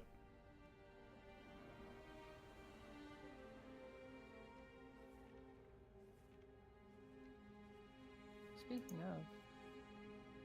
Where is that set? The human... Is it not in the sets tab? Oh, he does fly. Oh shit.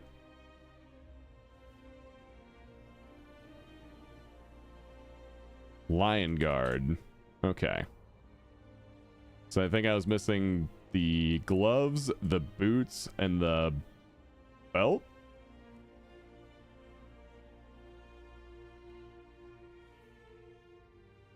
And then what was the new set called?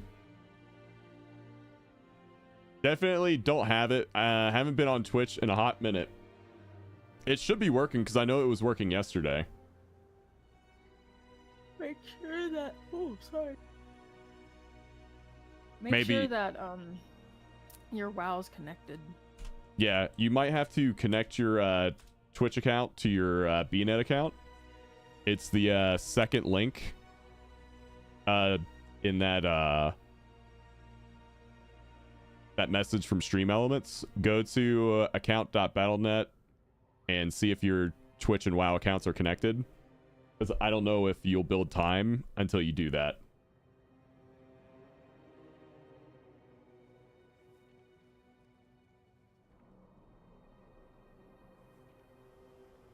Oh man, do I not have the helmet either? I guess not. I haven't gotten my pet or my mount. It takes a while. Yeah, keep me posted on that because I know more people are gonna have that issue. I got the pet. I redeemed the pet. It's not in game yet, though. Okay.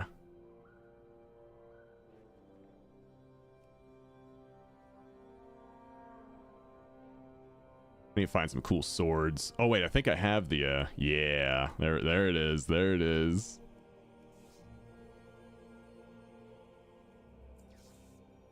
Beware of Yeti. It's all coming together. Oh, I have just the thing, Wanderer.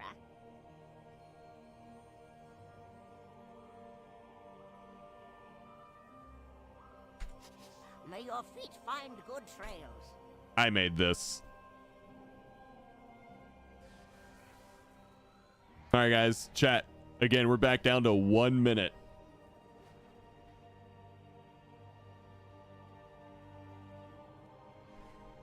Let me get back up to Dornegal, and then we'll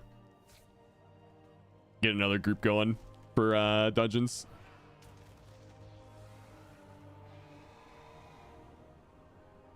$50 seconds, guys. Who's gonna save it this time?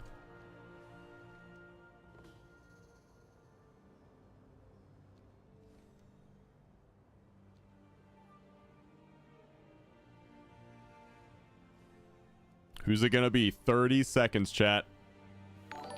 Tasmic, thank you for the 5 gifted. Keeping it alive. We got 10 minutes back on the clock. It just keeps going.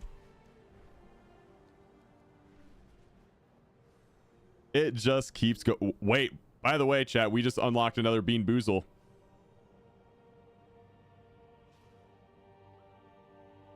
We got another Bean Boozle to do. Oh, man. And we're also maybe going to start a hype train in the next 10 seconds. But let's do that Bean Boozle. It's time for some beans. Did you miss Doomhammer? You did. Yep, we've done the hammer giveaway already. So what we're doing now is every 100 subs is just going to be an Epic Edition upgrade for whoever wins the giveaway. We're still doing Bean Boozles every 25. We're still doing 250k gold giveaways for every completed level 5 hype train.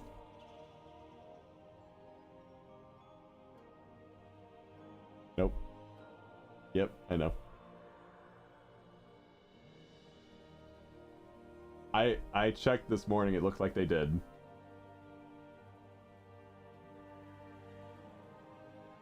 We'll figure it out. How the fuck do you keep the nail polish on? I mean, it's not great.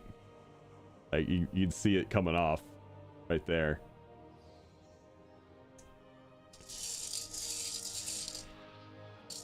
All right, what we got?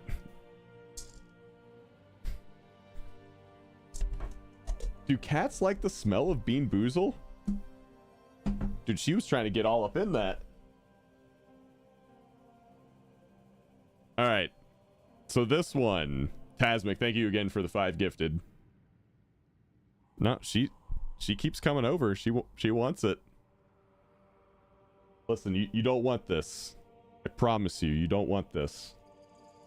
She's looking at me like, fuck you. Yeah, I do. Andrita, thank you for the 5 gifted. Putting some more time on the clock. So, oh god, this one could be really bad. Ugh. This one's strawberry banana smoothie or dead fish.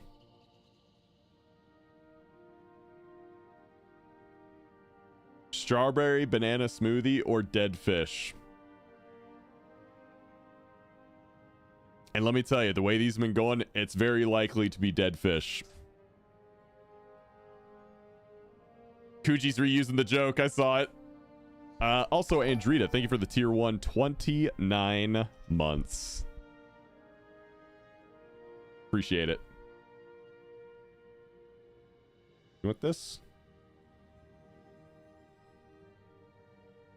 You think this is a cat treat? I smell the fish. All right, guys. Cheers. 3, 2, 1. It's not strawberry banana.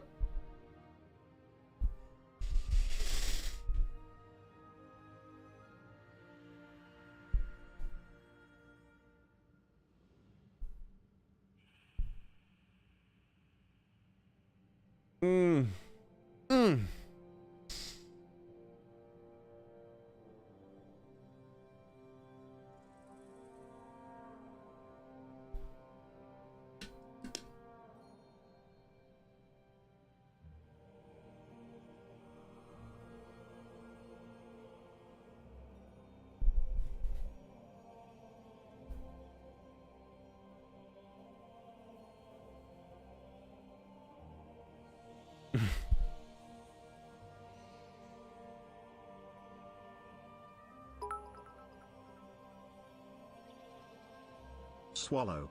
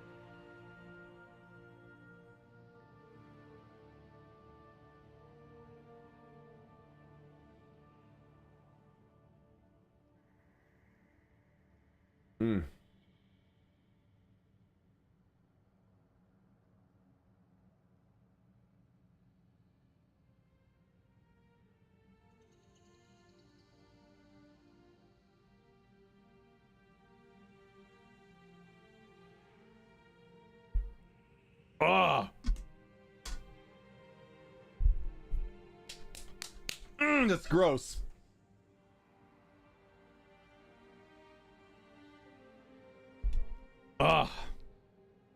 Tell you what, though. This is the hack for Bean Boozle. Coffee just like wipes the slate clean.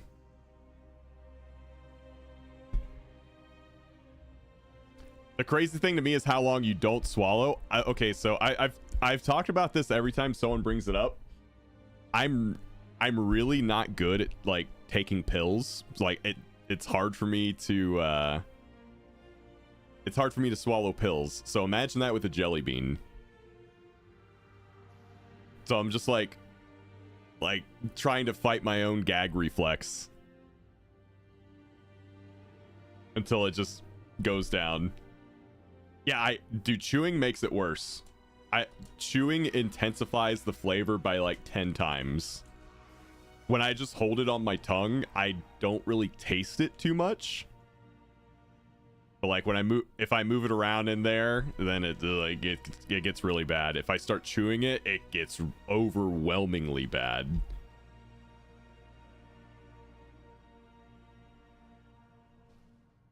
Yeah, the more I chew, the worse it is. And coffee just like cleanses the palate, which is nice.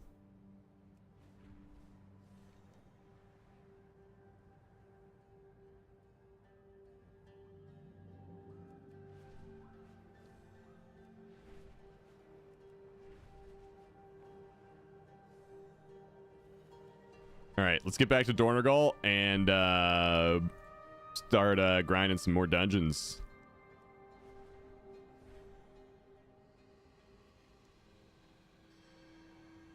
Like trying to learn the map here.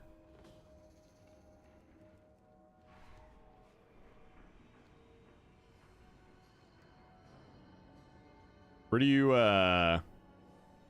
come in at? Oh, Isle of Dorn portal right there.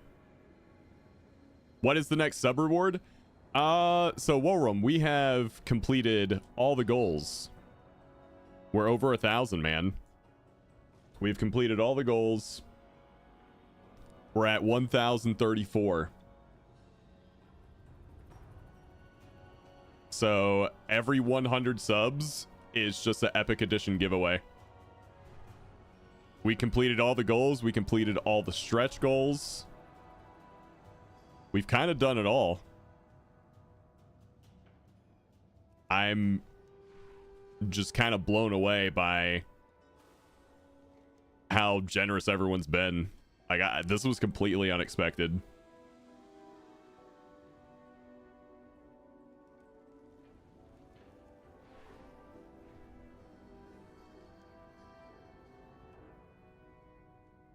Oh, I see. Okay. There's a little thing over here.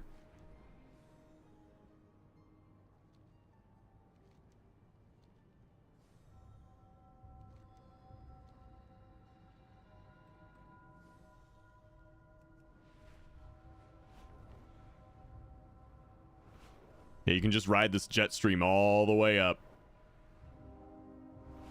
Whoosh. Whoosh. Guys, thank you for the hype train too. Really, really appreciate that. Uh-oh. Lag?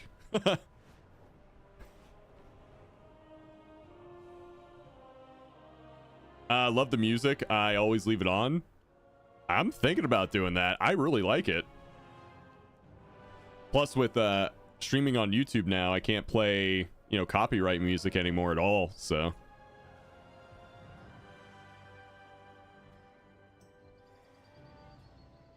Sick.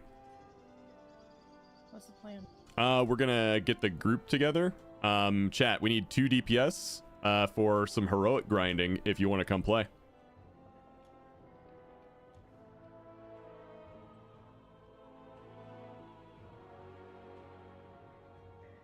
You are the best emotional support background streamer for work ever.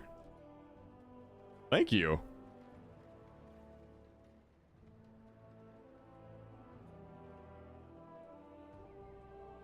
So yeah, it's got to be Alliance only. I'll just go ahead and put the group up in custom. Let's see. I'll just name it RobX, whatever.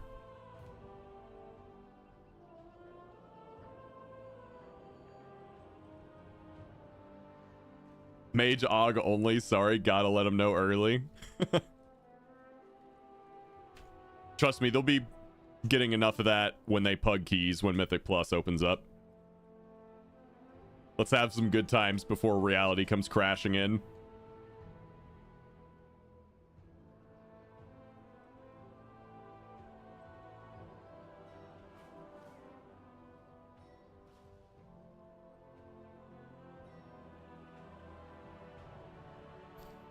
So yeah, if you wanna come DPS some heroics with us, just sign up here.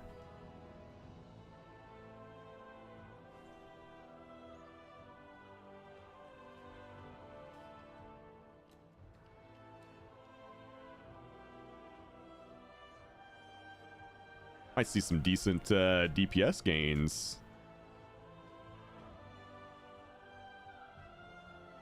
I'm starting to get rid of all my set bonuses because set bonuses go away tomorrow.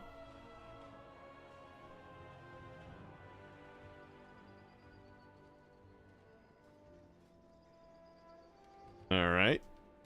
That's a Shadow Priest.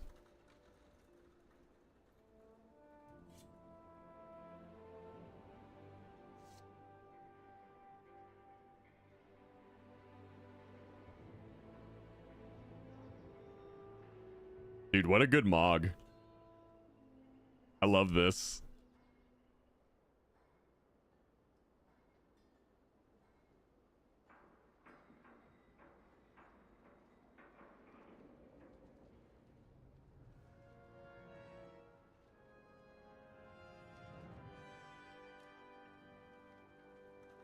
Dude, it's just so good. This set to me is like on the level of what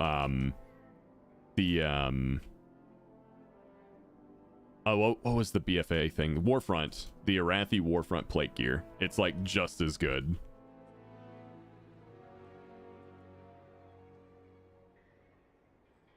I can do one if you need, waiting on my food to get here. Yeah, just need one DPS, one Alliance DPS. And there we go. Sick. All right, let's delist that and queue it up. Random heroic War Within, send it.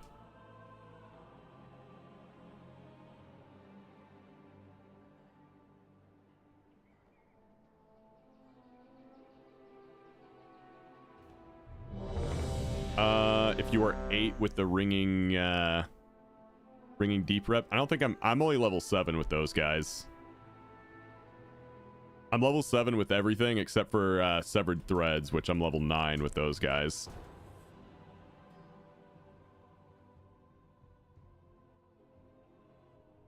Ooh, this one. I think Lento can give us the buff at the fountain there, since he's a paladin. But of late, the devotees have become secretive, hostile. The god sought to kill you. Captain Dale Cry is protecting something. Okay, so that shield can be stunned. I just shockwaved everything.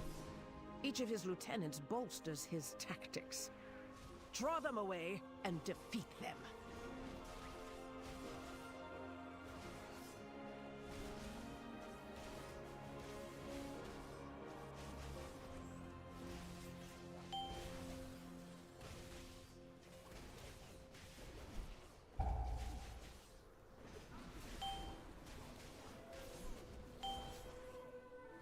They do a stacking Mortal Strike debuff to you. That's pretty nuts. You're at 11 stacks of Mortal Strike.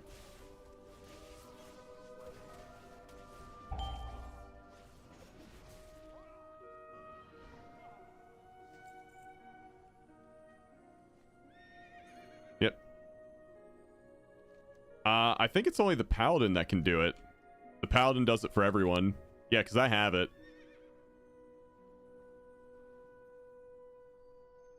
Yeah, it has to be a whole... It says something about like a holy person, so probably Paladin, Priest. I saw someone also say that Lightforged Draenei, regardless of class, can use it, but I don't know.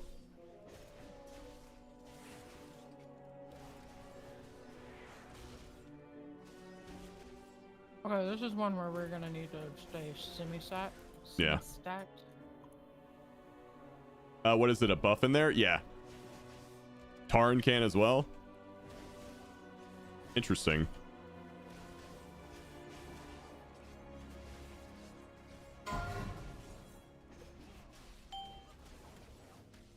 Why specifically Tauren?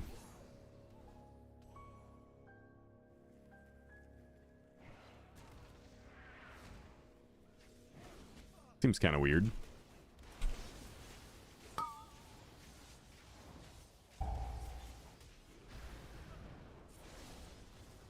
Ah, gaslighting. Cool.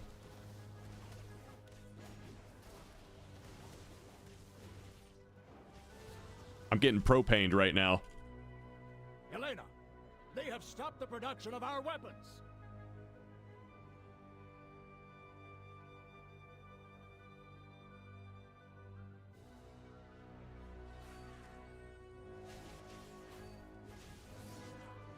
Oh, guess you want to kill this one.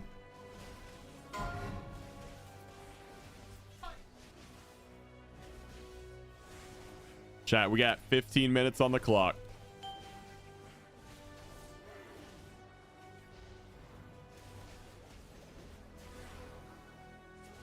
We didn't have to kill her in normal. Why do we have to kill her in heroic? Maybe it's just a good idea to do it. I don't know. Ours is the true path for the And there's now Arathi. 3 here? I don't get it. Just kill. I don't think we were supposed to kill her.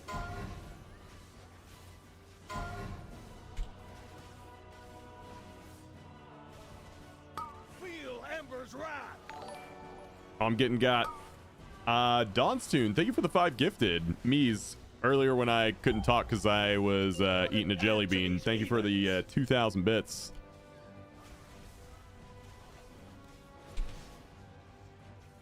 You're welcome.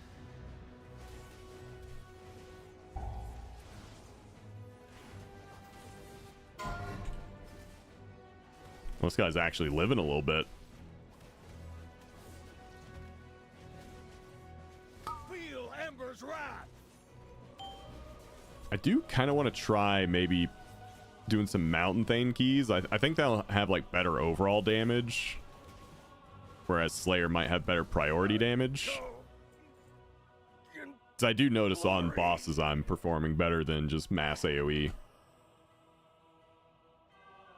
Are these steel strikes, lackeys? Guards! Guards!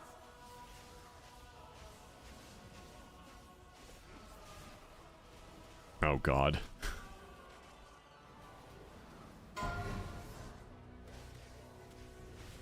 How long does the normal damage scaling last? Like 74, 73? I mean, it just keeps getting worse and worse with each level. I wouldn't worry too much about it though, because it's gone tomorrow. I'm just doing my ults. So. Ah. I started to feel around 74, 75. Where it stopped? Not really stopped, but it started getting to the point where it was pretty small. Soon, the true faithful will arise, and the Arathi will be mighty.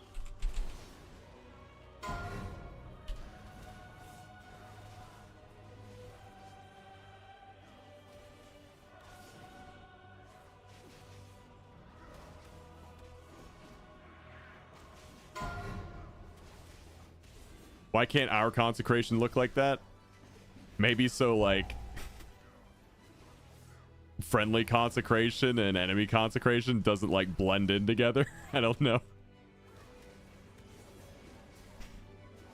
Whose consecrate's good? Whose is bad? Step in it and find out. Serve their purpose. Baron, demonstrate your worth. Those who oppose the Emperor will fall at our feet. By the Emperor's will!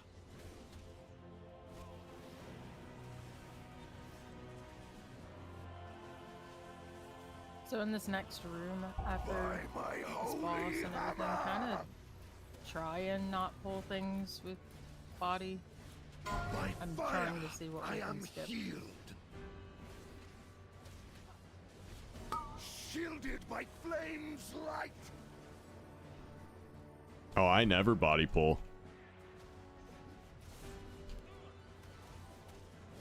Glory guides my hammer. My first. Does Lento need these boots? No, you've already got 571s. Murpray has warped the Priory from a place of contemplation to an uprising. Why? She has always preached of the strength of the Emperor's will, but to turn against us is madness.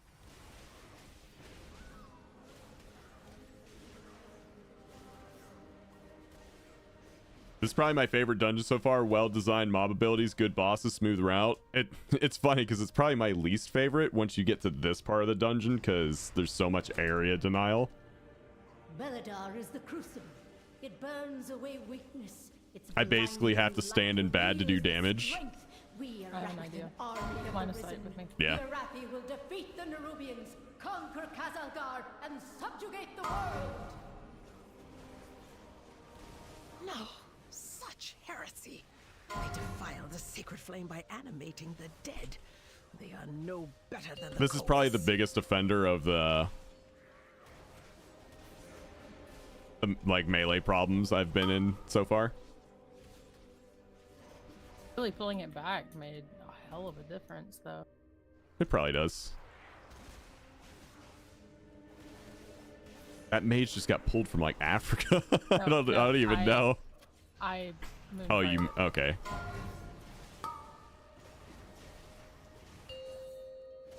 Area denial doesn't matter for ranged. Yep. And then there's that. There's another mechanic I got run out of and can't do damage.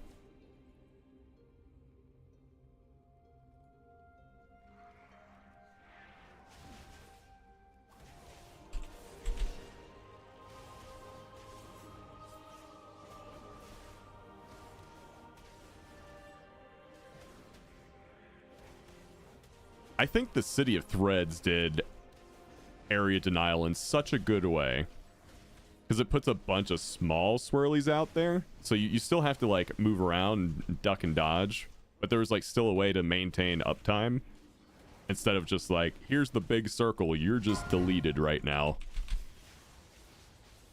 I want to see more of that and less of the here's the big circle, you just can't play the game right now.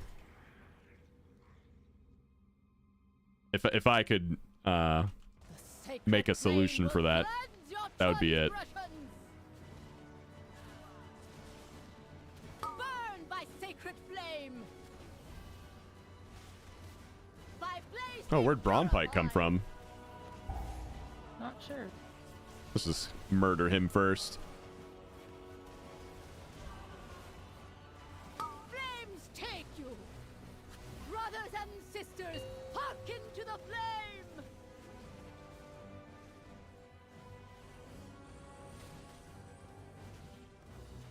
I guess we gotta get her out of that first, and then we can go back on Braunpike. Is Braunpike sitting in the middle?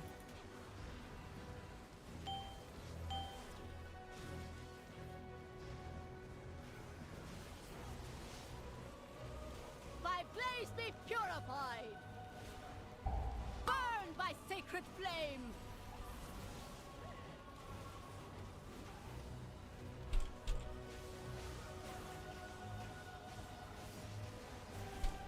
Burn by sacred flame. Got him. The Empire will. More shoulders, dude. This game really wants me to have shoulders. That's all I'm getting. It is done. These zealots no longer Are you using your powers for good today? all I who take do that comfort in every the day. light of the sacred flame. Thank you.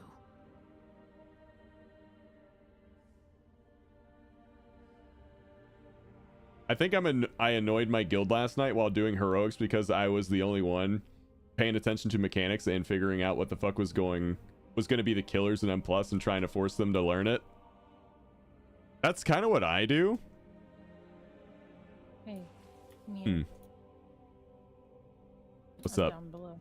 Can I jump or do I have to go around? You can sort of jump. Not off the Sideways. top, Yep, but I got off it. the second. Okay. What's up? So you see how there was 3 people? Yeah, you think he's standing right there? Yep. Okay. So he's probably a mini boss. So probably still need to do that middle part. Huh. So he doesn't pull. If you pull one, at least the side ones, it doesn't pull. Correct. He I might could not be pull- social with the priests.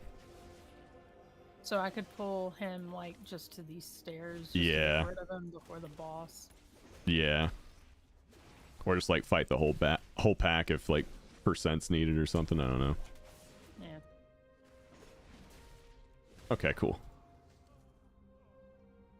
Let's go ahead and leave instance group because we're gonna have to find 1 DPS. Not to bum your stream, but wanted you to know that my father died peacefully last Wednesday, which is why I was upset. You helped me through it, and I appreciate you. Hey, man, that's honestly a lot of people.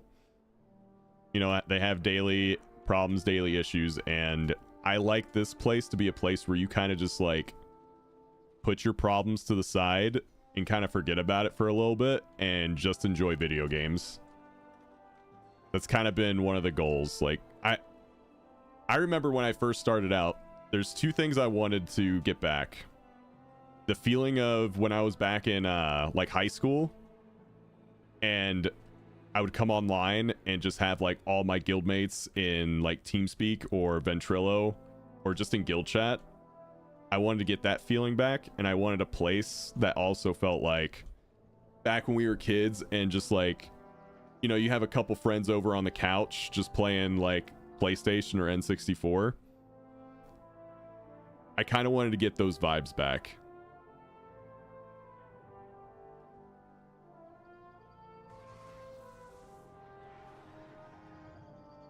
That's one of the reasons I started streaming.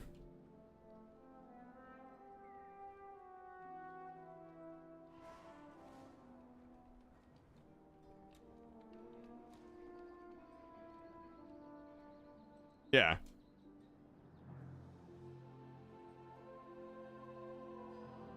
Thanks, Rambo. I got so excited for a split second in that cart dungeon because I thought it was going to be like Donkey Kong's mine cart from N64. It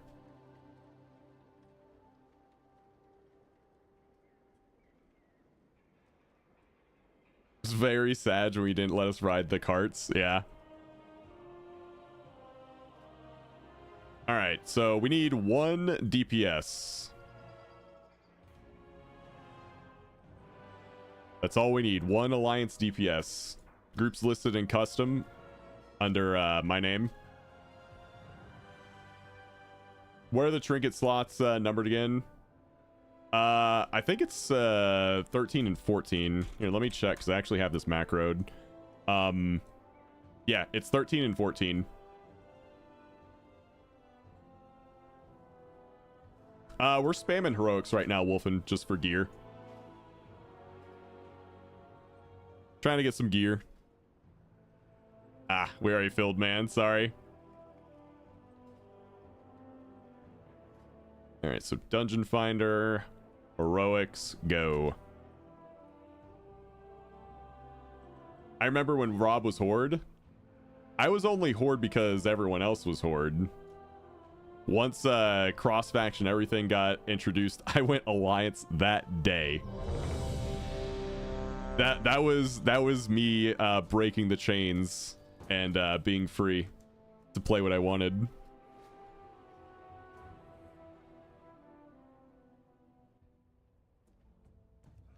Oh. Hey, this is Cinder Brew. Oh, it's a quest right here too. Communication and sorry. Hello. I have not done this dungeon before, so Give me 2 moments. Let me look this over. immediately What do we have here? I get the tavern vibes from Or are you looking for something a little BRD. Show him what we got on tap, Oh shit. Immediately, I feel like we can easily butt pull everything. Yep. I mean that's what happens.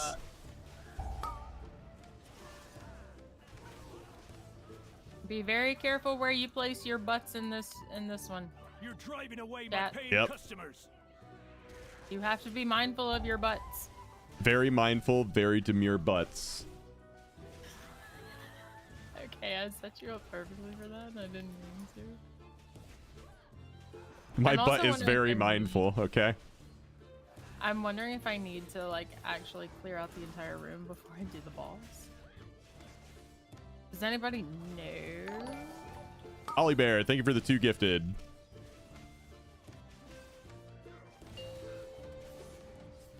Chat, we'd like to phone a friend. Do we have? How much do we have to pull in here? Do we have to clear the room? Like, I don't know the mechanics of the dude, so I don't know if it's gonna require the whole room or not. Only some. The yellows run away. You do. Dungeon's very easy. Just pull the reds. Okay. Well, I mean, the yellows get pulled sometimes. Not much I can do about it, but See if you can like Moonfire pull the red names and then the yellows just stay where they are. Hmm. seems like it, yeah. Oh, this hurts.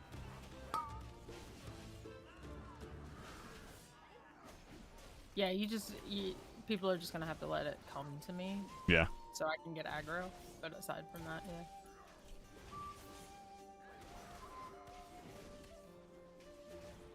I have to pull all the reds, like even the sleeping guys.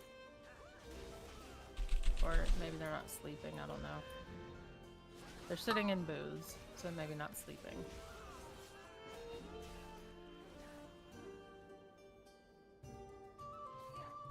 What is that? Oh, he pulled them. Ha ha ha. Oh. There's a cooking pot over there. Everywhere. Oh, maybe it's a go fast. I mean, this seems like a fairly small dungeon, so probably not. Oh, he's going over there.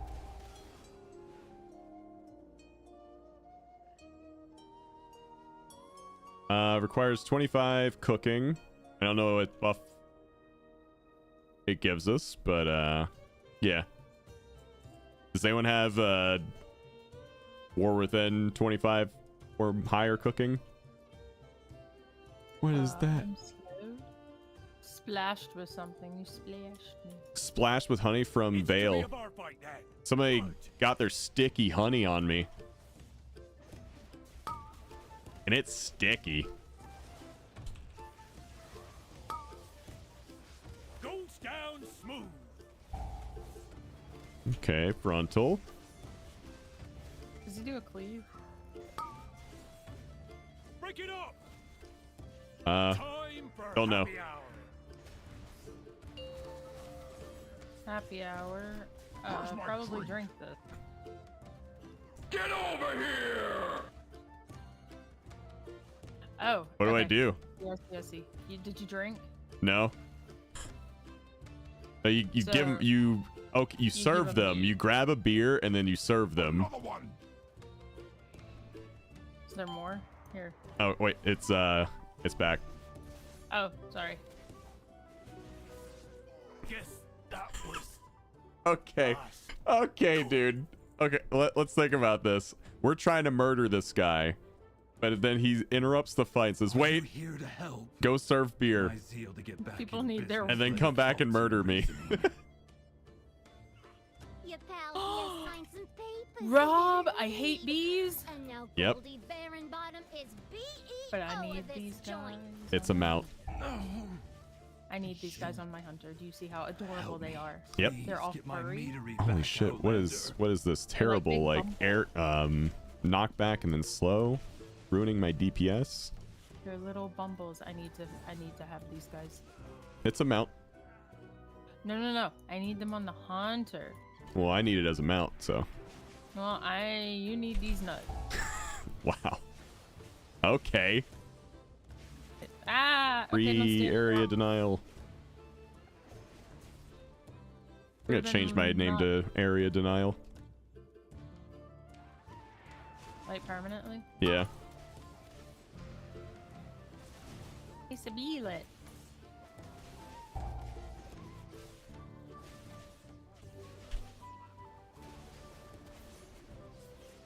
What, are you meowing at me? Come on out. You want it out? Has she finished her food, or do you know? Yeah, it's finished. I can't get the bees. Not the bees.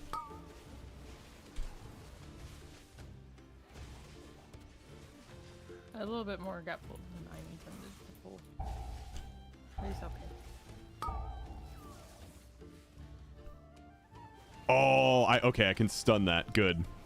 So when you see that big line attack on the ground from the Wrangler, I just let it go through, so you get fucked. yeah. Wrangler is a target I fucking slay. Wrangler. Wrangle these nuts. Wrangler is wrangleable. Yeah. Try saying that 5 times fast. No. Ah! Oh. Yes. Yes, queen. My kind of pull. Let's go. Boop. There is a lot of trash in. It feels like there's a lot of trash in like all these dungeons, honestly. You put them in cages? They should be free gathering pollen in the forest. We had to lock up your bees. I think they're putting honey on me, which is like slowing me and down. the anger Yeah. and frustration just makes their honey spicier. Right, Bank? Bank! Alright, somebody wants my hand. And the mouse cord. And he's now laying Can we on still the duel you for I don't- BLP? Yeah. Help. Maui! Absolutely, man. By the way, chat, we got 8 minutes on the subathon. Just 8 minutes. And we are 9 subs away from another Bean Boozle.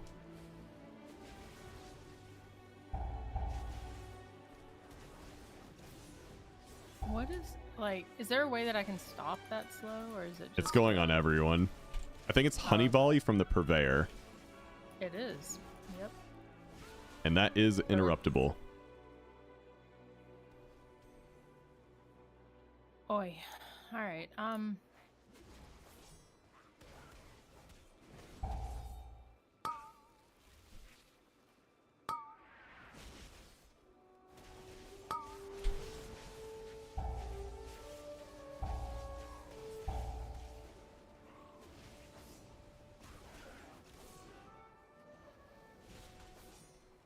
I'm assuming the big B is...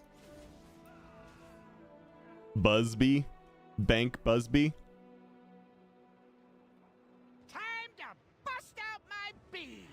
The best for my bees. Oh. There's apparently a bee with a cowboy hat on. Uh-huh. It's called Honey, coming at ya. Bop. That's apparently a reference to Cowboy Bebop. Nice. I'm surprised you know what that is. Flap those wings, darling. Burns so sweet. Oh, I don't know what it does, but I could hop on that bee. Feeding time.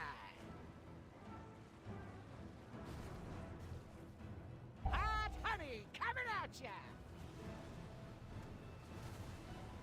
I could blow up one of the barrels.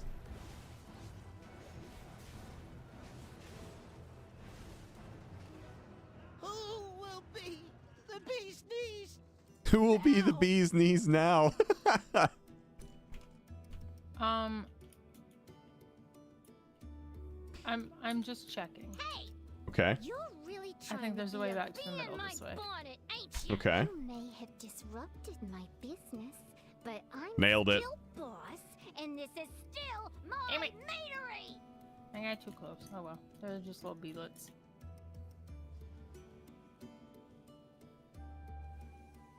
Also, for some reason, I can't see YouTube chat today.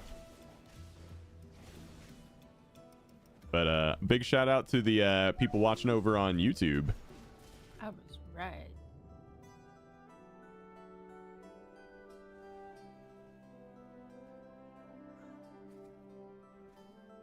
Fluid tried to squirt me with his honey.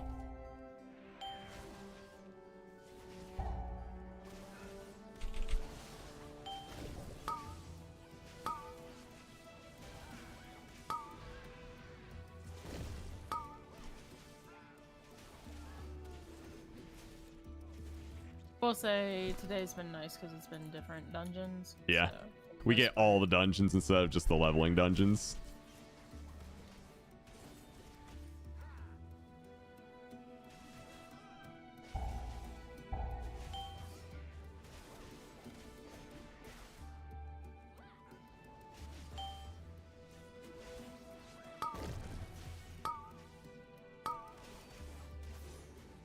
Yeah.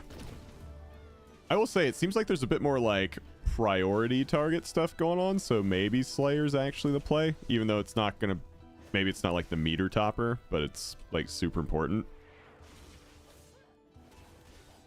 I think when the Hobgoblin dies, it pours out the beer on its back, which No, gives the dewdrops.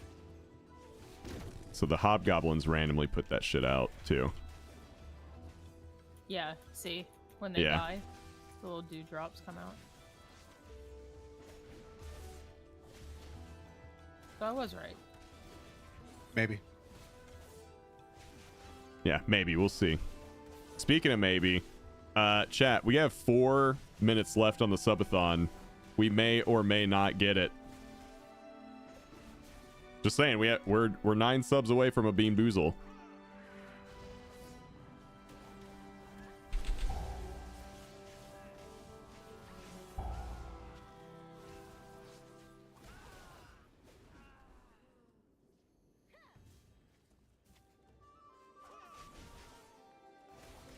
Oh no, my stills! They bypassed the filters! It's running too hot! The mead will be substandard! Yeah, but there'll be more of it. More mead, more money. That's good business. Good business. Cinderbrew was my personal directive. 3 minutes, chat. Passion. She's ruining everything.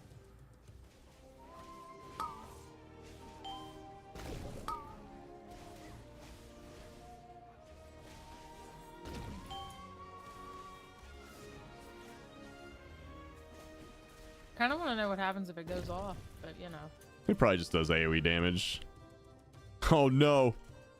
Okay, whew. I thought I got put in a place I couldn't get out of. Oh, my Cinderbrew! It's Ipa. Nerubians are one thing, but I cannot process this. Okay, so from here on, I think I'm gonna grab that Hobgoblin. Yeah, because he's around. spookily close. Yes. And the 2 minute area warning, around. chat. Is this where it ends? Oh, don't let them hit him. They put that Shield on him. yeah, kill the dude bros. Here we go. Oh. Okay. Then it goes away. Cool, cool.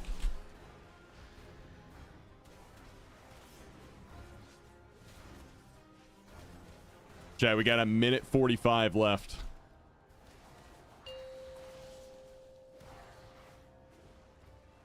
Outlander, I've managed to free some of the Cinder Bees.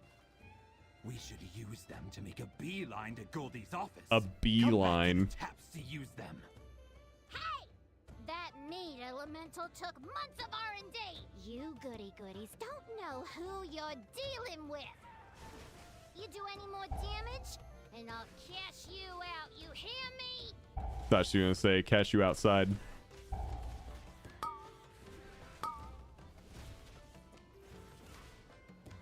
Chat, 1 more minute. 1 more minute, and it's all ogre.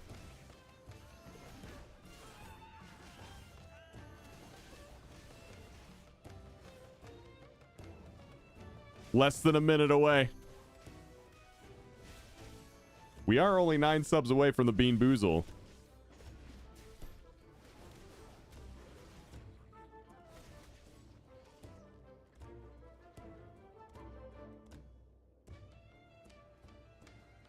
Oh. Trade? Appreciate you. You take out my bomb man, my prototype, and my 25 seconds, chat. Now you're riding my bees like some nature-loving 20. weirdo. I guess I'm gonna have to show ya and your rock-headed friend who's boss. Chat, we have 10 seconds left. 9, 8, 7, 6, 5, 4, 3, 2, 1. Ding, ding, ding, ding, ding. That's it, guys. We're going to complete this dungeon, and then we're out of here. End stream now. Just cut it. Cut the cord. Cut it. Pull the plug. All right. Subathon is over. Guys, 1,041 subs. That's a lot of subs.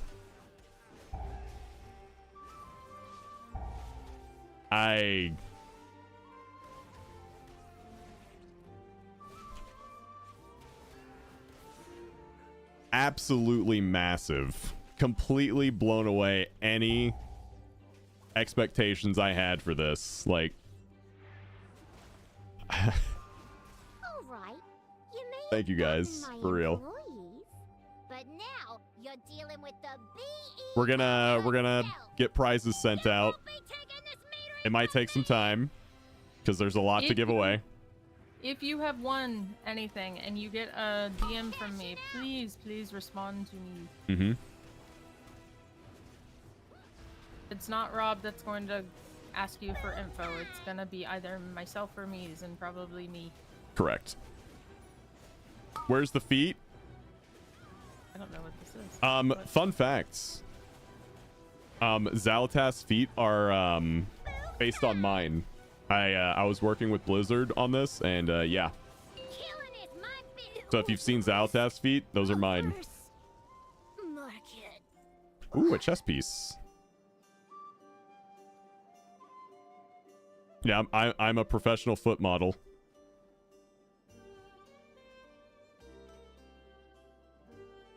She's gone! Oh, thank the Hive!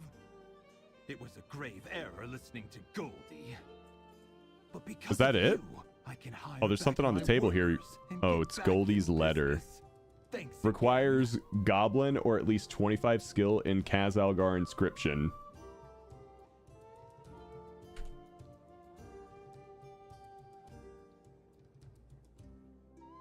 All right.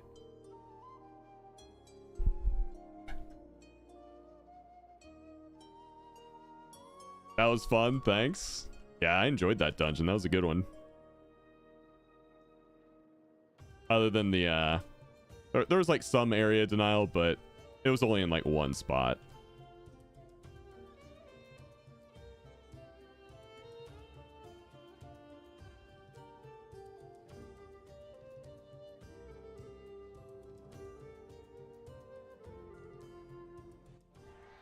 I'm just hyped I won the best giveaway. You did win the Doomhammer. But again, guys, that was the end of the subathon. Make sure you guys who won prizes contact Ellie or Mies. I'm sure their Discord DMs are open. You can DM them on Twitch to get your prizes sent out. Good night, Rob. Sleep tight. I will go ahead and say I'm going to take tomorrow off so I can kind of relax, rest, and recover. Like I said, I did a 12-hour stream Thursday, Friday, Saturday, Sunday, Monday. Today's Tuesday, right? So I did 6 days of 12-hour streams. I don't know anymore. 12, 12, 12, 12, 12, 4. Oh. Rest and recover. You'll be doing dungeons off stream. Maybe like some, but you know, not a whole lot. I just need to go touch grass for a day and then I'll be good. But yeah, guys, thank you so much for this incredible subathon. Definitely the most successful subathon I've ever done.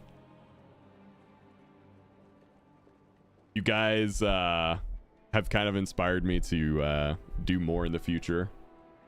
You'll notice I probably haven't done a subathon in close to a probably over a year at this point. It's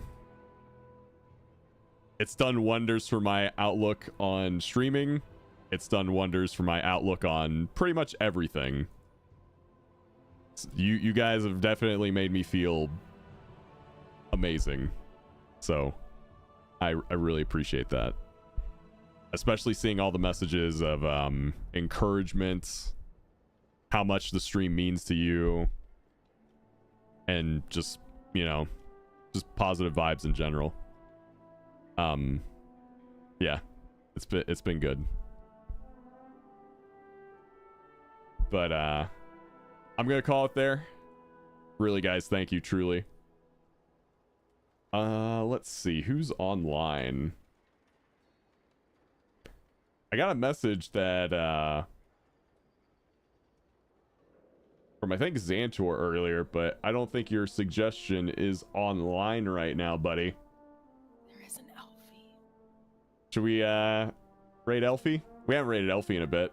I also haven't rated Bear's Adventures in a bit. True. I think Bears rated you during the subathon, Mm-hmm. so that True. would be a good one. Yeah, Bears rated me during the subathon. So I am going to return the favor. Oh man, did you guys we got to find this beard, Ellie. Oh, she's not showing it now. Okay, there we go. Wait, I'm hiding it with my own face. Look at that. I need this. It's a wig as well. Yeah, the whole combo. Yeah. I need this. All right, I'm gonna send you guys over to Bear's Adventures. Y'all have a good one. Take care. Thank you for all the support. Give me one day off. Give me one day off. And we'll be back at it, all right? So I will see you guys on Thursday. Take Ellie for sushi. Yeah, I might do that. That's a good idea.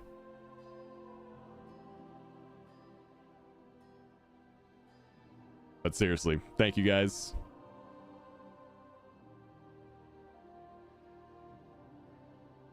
For an amazing subathon. 1,041 subs. 13,000 bits. So many follows. There was even one massive $150 donation from an anonymous person. Like, it's just been incredible. But yeah, the grind truly starts to kick in gear Thursday. Y'all have a good one. Peace.